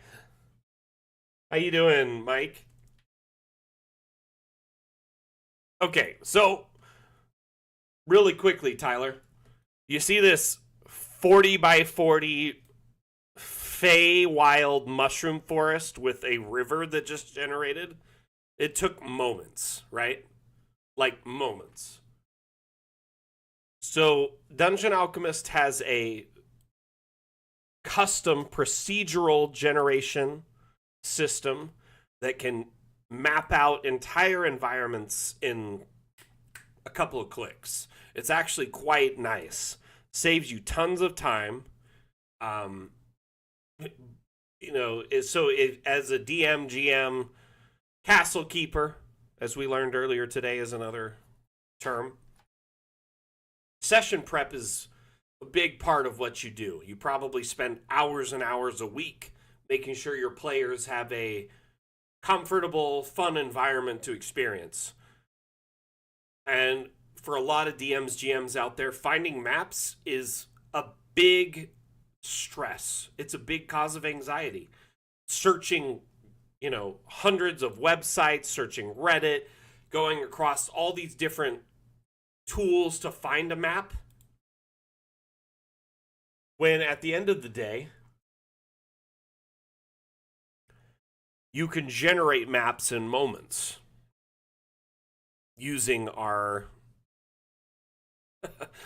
environmental generation tool. Now, let's say we wanted to add something to this. Do we want to add some lighting? Let's make it feel a little bit more Fey-like. I love the purple lighting, personally.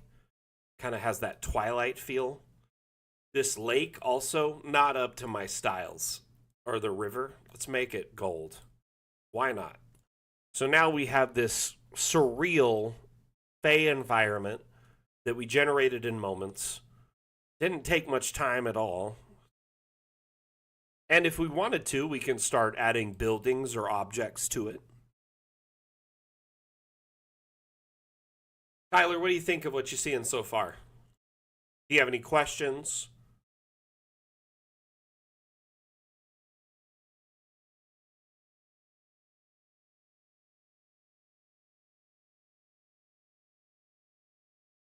Oh, okay.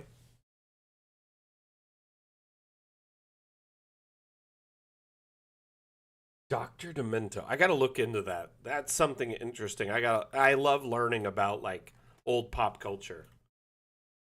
I was thinking of Captain Insano. Do a 2-story building, Gabredo. I will be honest with you. Multi-story is something that's being released in our next update. So generating multi-story with a room tool will be very easy very soon. I can show you some teasers of that, or I can show you how to do it in the current build. Would you prefer that? 18-second delay, no!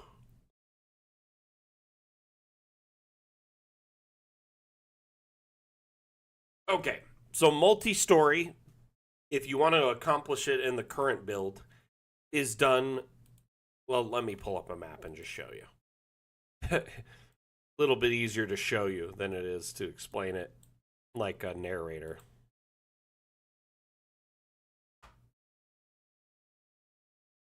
So when I started streaming on like Beam and Mixer years ago, they had their claim to fame was sub-second delay. They had what was called like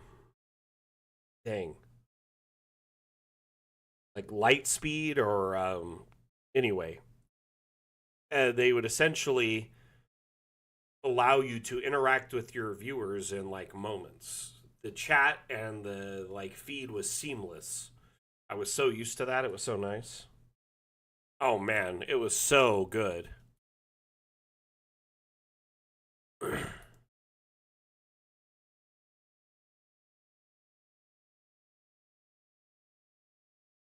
It was called FTL. That was their proprietary technology, faster than light. It was so fast. Kind of sad we lost that. So this map I built on stream. On our Monday stream, we call it Map Maker Monday. Every Monday I work on a map, a little bit each week until it's finished. So it's quite an elaborate build. It's a 4-story Wizard's Tower. And this building is completely navigable in first person. And by that I mean I can grab a token. Sorry, one moment.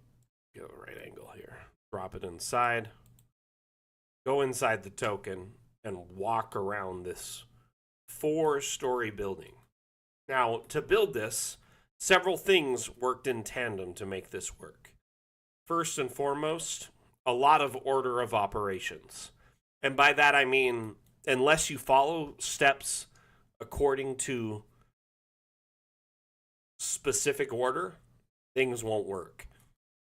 So, if you start building the top floor before you built the bottom floor, things won't work.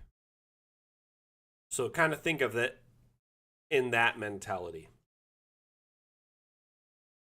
Tyler, I am the community manager for this program, so I work very closely to the developers and creators of this program. My name is Mac, by the way. Nice to meet you. I stream several times a week to showcase Dungeon Alchemist, teach people, offer live support, etc. So essentially, you can tune in and ask questions and get guidance in real time. This map I made on a stream for people to watch. So, moving on, Gabredo, as you were asking, moving down, this map is fully navigable in first person, which is nice because you can get these really impressive screenshots or like video of this environment to use as handouts or theater of the mind shots, etc. Let's go down to the very first level, which is the entry point, kitchen, hearth, storage, dining, and there's also a little hatch there, a secret escape hatch, if you will.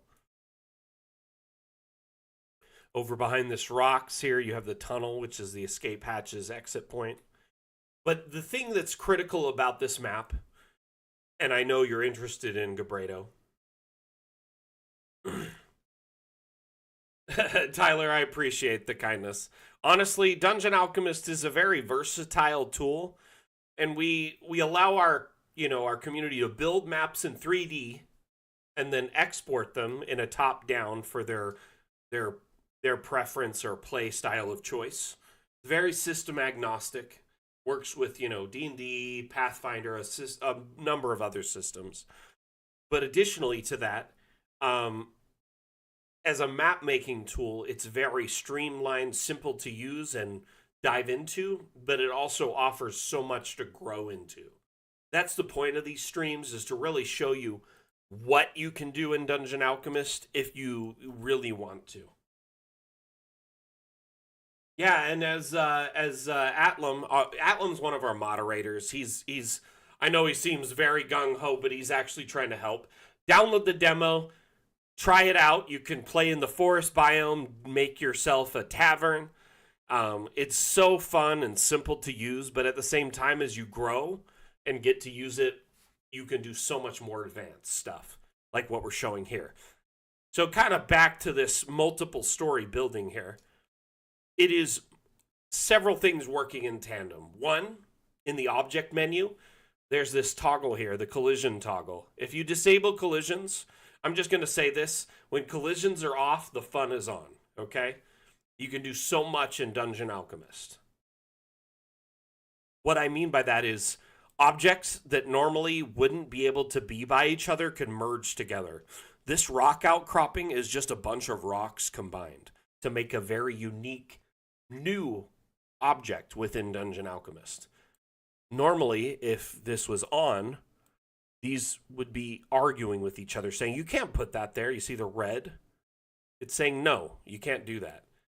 With it off, you can merge it together, make custom objects, unique new objects that fit your narrative and fit your design.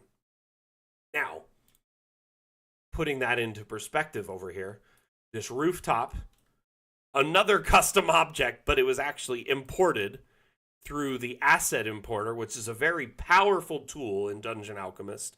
If you have the ability to make 3D models, sculpt them in any capacity, you can import them to Dungeon Alchemist and use them in your maps. Or if you can source them online from, sites like Sketchfab, Tinkercad? No, not Tinkercad. Anyway, Thingiverse, that's a good one. You can find 3D models and import them to use in your local designs. Now, that being said, my amazing wife, Mrs. Mac, she made this roof for me custom for this build. It's got a lovely weather vane with a cable running down into the building and an opening for this observatory piece that I wanted to add in it. I can move this roof to the side. Guess what? I see the next floor. I can grab this floor, I can move it to the side, and I can see the next floor. This is very careful and meticulous design. Essentially, every floor, every object on that floor is stacked on the floor itself. The walls, everything in it is stacked on this one piece, and as a result, it moves as a singular piece. I also made a point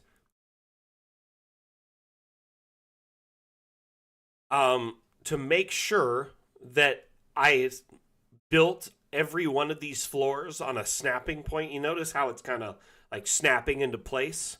I'm holding control, and as I slide it over, it snaps into place above the next floor. Remember when I disabled collisions earlier? Collision disabling allows you to raise and lower objects too. So I actually just snapped this floor into place and raised it into the right location. This was a lot of work. I'm not going to mince words here. This takes some practice to get right. But once you do, you can build multi-level floors like that. Now, that being said, our next update, Gabredo, in the structural section of objects right here, there are round floors, round walls, a few of them. But Dungeon Alchemist now has the ability to generate round rooms and walls, at least on the base level. And I'll show you that momentarily, okay?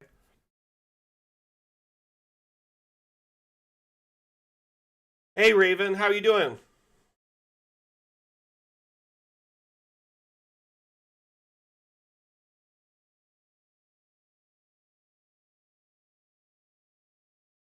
So, Raven, when collisions are off, if you want to get snapping to work, you got to hold control. Notice down here at the bottom of your object menu, it says control, toggle, snap to grids, shift, place multiple objects. So when collisions are off, a lot of the snapping does not work. So you will have to manually place things or rely on snapping by holding control. So Gabredo, I actually, to build this, I just put like a floor like this and snapped one of these on here, held shift to duplicate it. Another one, another one, another one. That's the base floor of this building. Raven, I hope I answered your question there, and if I didn't, please let me know. I'll try to elaborate there.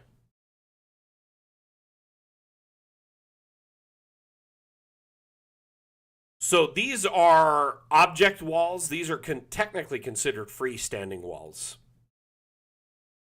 let me generate a new map and show you how you can generate circular walls. Let's do a forest. We'll do 40 by 40 to just keep the generation time down, and we'll do flat. By the way, Tyler, if you have any other questions, generation concerns, whatever, let me know. By the way, I'd love to show a preview of multi-level that'll be available in our next update. If anyone's wanting to see that, let me know. So let's show you how to generate a circular room. So you drag the shape, make sure it's a perfectly divisible shape. By that I mean 6 by 6, 4 by 4, 8 by 8, 10 by 10. Cannot be 9 by 9 because you can't split a square in Dungeon Alchemist currently. So I got it to 10 by 10. You see these little dots in the corner of your build of the floor plan? Grab those, drag it to the center. You can make it all sorts of shapes, but if you want circular, you drag it to the center. Now I have a circular room, right? I'm going to change this actually to a... Let's make it a witch's hut in the middle of the forest. And we generate that. This is in your current build of Dungeon Alchemist, by the way. Anyone with a copy of Dungeon Alchemist can do this. Room generation, it traditionally makes a square shape. If you hold control, you can remove parts of the room, so you can do like little bites or whatever. But you can also make the shape either have convex bites, concave bites, or even flat edges for angle rooms. Can models be ported directly from Blender? Yes, they can, Jackal. Can you drop the asset importer wiki link, please? Atlam in Twitch. If you can make a STL, FBX, or GLTF/GLB file, you can open the asset importer and import files there.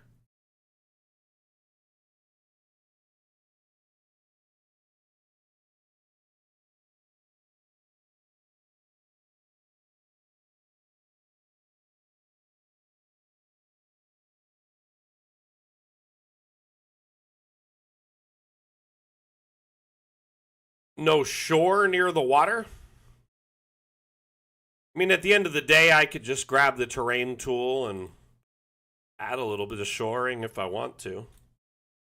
Only takes a couple of seconds if I'm really lacking realism. You know what I mean? We offer tools to allow you to do these things. Keep in mind, our procedural generation is like last gen AI. It's kind of like a dumb robot trying to kind of understand what you want as a map maker and GM. It's nothing like, modern day LLM or generative AI. So sometimes you have to, give it a little bit of a hand and guide it, so to speak.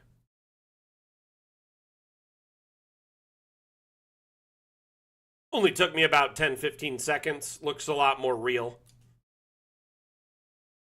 Our AI is constantly updated. Every update it's updated. In fact, this update will be a massive AI update because hundreds of thousands of objects were depreciated, got completely axed, and replaced by new objects to support multi-level. And when I say AI in Dungeon Alchemist, I mean very last-gen AI, procedural AI, not generative AI. Nothing like ChatGPT or... anything like that. Here, let me open up some previews of our next update so y'all can see it.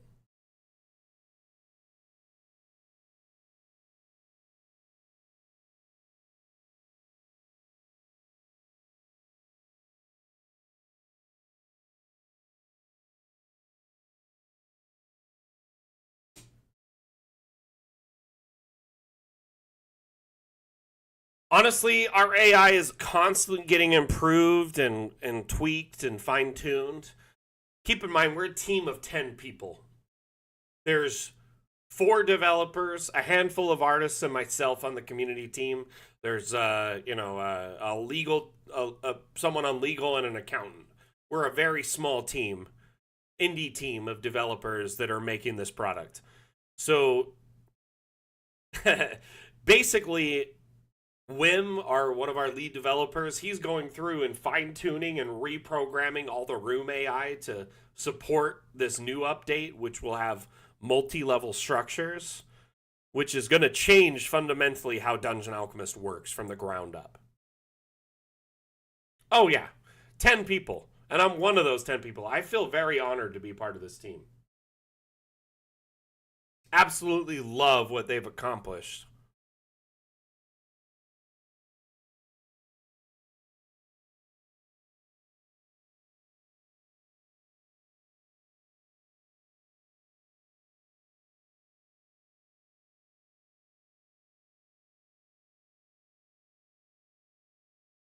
Oh, this clip is special. So good. Wim, it's frustrating for me because my build can't make that stuff. So I'm like, I really appreciate when you share stuff, but I can't share stuff like that yet. So, please save some for me later.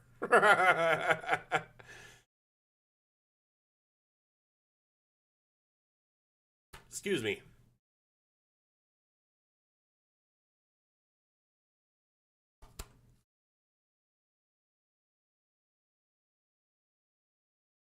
So I want to point out a few things in this video. Oh my gosh. Excuse me, I got hiccups.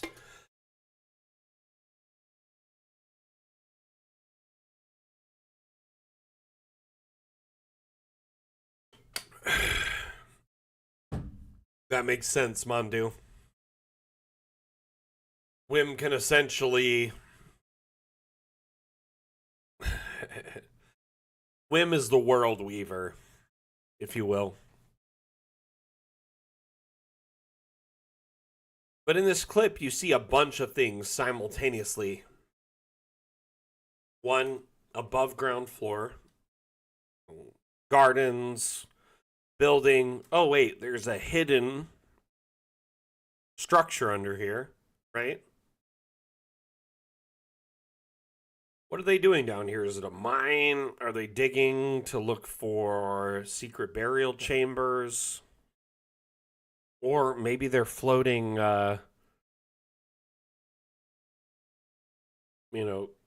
contraband through an underground river so they can have it here and sell it later on. Who knows, really? But I really love Green Mist. Yeah, for sure.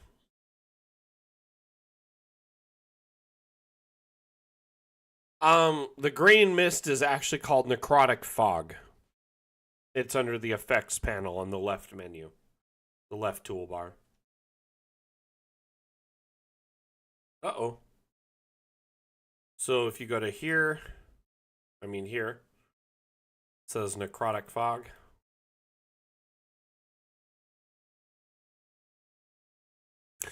Little fun thing about Necrotic Fog. There's actually skulls floating through it. I don't know if you can kind of see them here.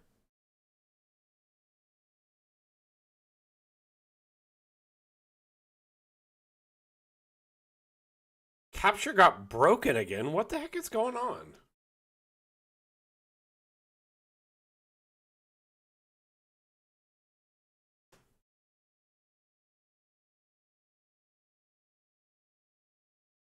I don't know what I did to fix this last.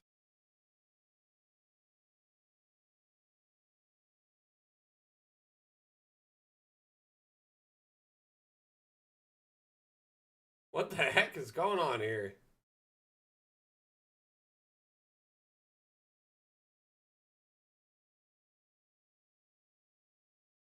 Fixed it. Sorry about that, damn fam.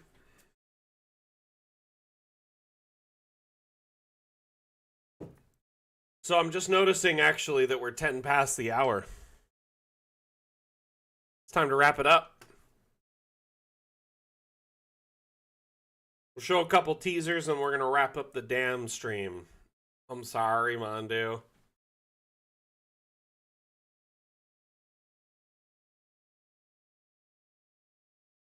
If it makes you feel any better, I don't like it either. But the problem is, like, only so many hours I can stream a month. Time to do session prep, I guess. Oh my goodness, this guy. I swear.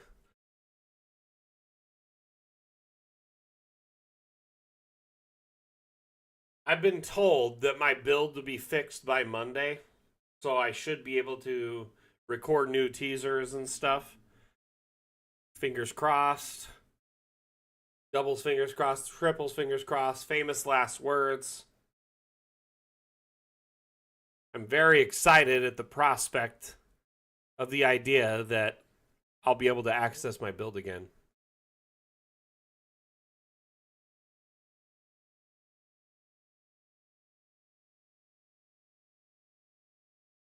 Right, Trim? So in this clip, you actually see the decal tool in a little bit more detail. The decal tool will allow you to stamp kind of images onto existing floors, walls, objects, etc., allowing a lot of more customization than you could have gotten with just objects. Notice here I'm adding cracks to the floor, making this hovel feel much more decrepit and worn down, kind of dangerous.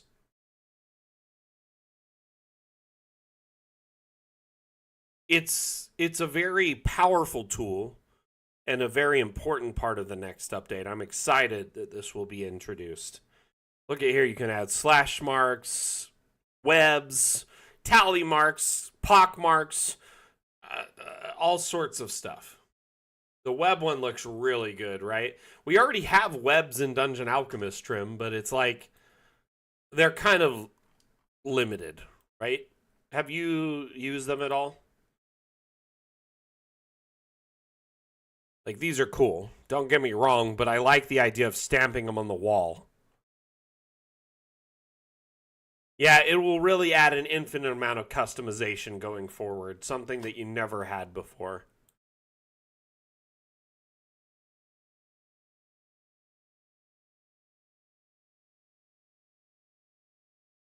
I like using the web tool to paint onto a map.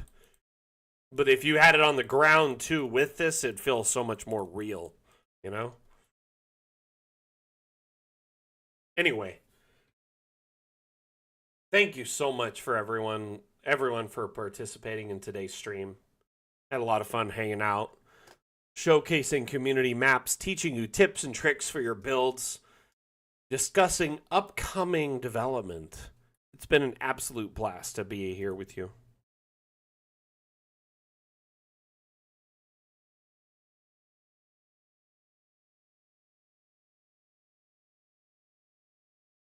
Right, Trim? I agree. I think having both options is the best of both worlds, right?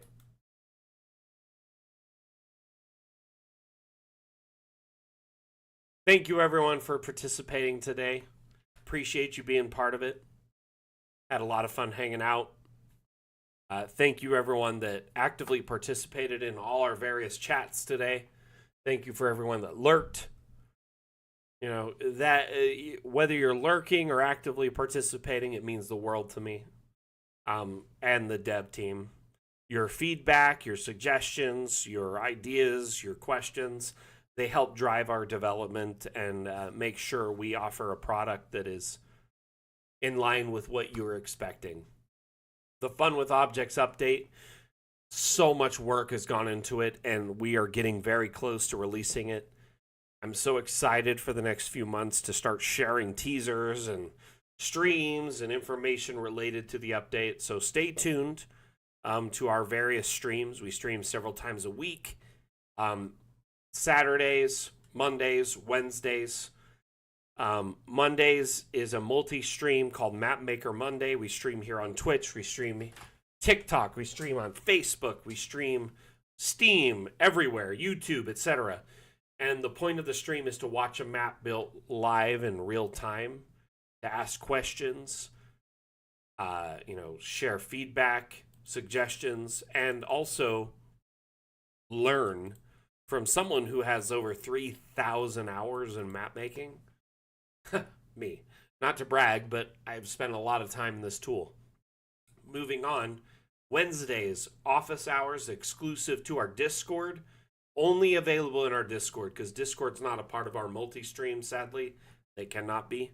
So every Wednesday we host a stream called Office Hours. Liken it to like if we had a corporate headquarters where you could drop in, meet the team, get a tour, maybe get some swag, hang out. The point of Office Hours is to be able to be available to you, answer your questions, provide you with real-time support, and also just a fun place to hang out and get to know like-minded map makers and cartographers, or GMs and DMs. This map here is the map we're working on Mapmaker Monday. It's massive, 82 by 82, huge cemetery complex, lots of work to be done. We got this huge corner here left. We're working on the caretaker's cottage at the moment, which is this corner here. When we finish up with that, tons of graves will be added. Anyway, it is looking good, Eric. How you doing, brother? You just tuned in right as we're wrapping up. Eric, absolutely phenomenal GM. All around good, just like wholesome bro and homie. Oh, nice, nice. Right? I wish I could convince my group to do more than one session a month, because I am like, I'm crawling up the walls over here, so to speak. Anyway, thank you everyone for being here. Had a lot of fun. Unfortunately, Eric, you tuned in right as we were wrapping up.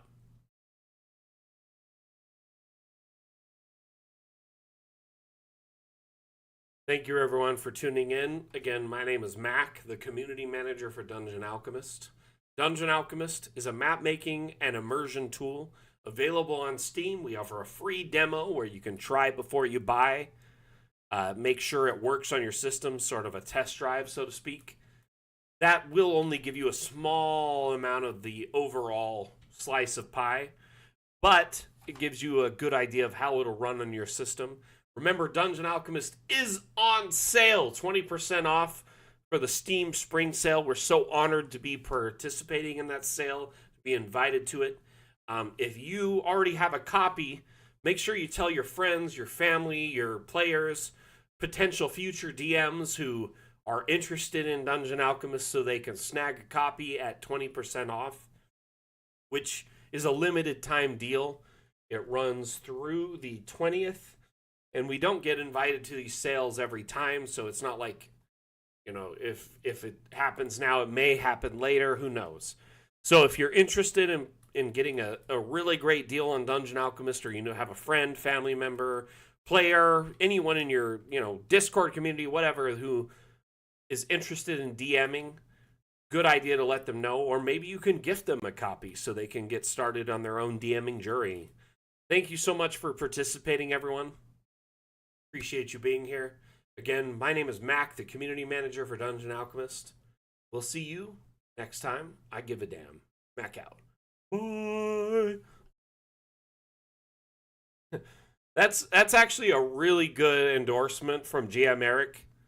GM Eric runs like what? How many sessions you're running a month right now? Like 10 to 15 between all of your sessions? And he's saying you need DA. He's a professional DM for 7 years. Over 7 years. So that's quite an endorsement. 7, 8 per week? Dude, you're running so many sessions per month. Holy cow. So, I mean, if he enjoys Dungeon Alchemist, there must be some merit to it, right? I'm not just a blowhard community manager who has a bias. There's people who love this product and enjoy it. Thank you for being here, everyone. Appreciate you so very, very much. Raven, hey, you have a wonderful weekend. See you on Monday. Thank you, everyone. We'll see you next time. I give a damn. Back out. We're going to run a quick Dungeon Alchemist themed ad and we're going to end the stream. Bye. You stand before the long, dark road to the fabled realm of Goyak Ta, and before What do we see? I don't know. A goblin. I kill him. But before she does, I, Gilliam of Firth, demand to know the goblin's name. Hi, my name is Woblin. Where do you live there, Woblin? I don't think that's relevant. Well, but I, Gilliam of Firth, demand to seek the goblin's abode. Clever, find family, kill entire bloodline. I like it. Seriously, we're doing this? Okay, well, won't be needing that anymore, will I? Ever get caught by your players with your pants down? Dungeon Alchemist lets you create wonderful maps for any encounter in seconds. Oh, Woblin, that's a very impressive cheese collection you've got there. Yeah, it is quite impressive, yes. But you know what's more impressive? This map I have To the fabled realm of Goyak Ta. Please take it and leave. Close the door behind you. Mr. Woblin, I cannot help but notice that you have a secret tunnel underneath your cabinet. Care to explain? Download Dungeon Alchemist, the AI-powered map maker, on Steam today. All right, everyone. Thank you for watching. I appreciate you being here. Have a wonderful weekend. We'll see you on Monday. Mac out. Bye.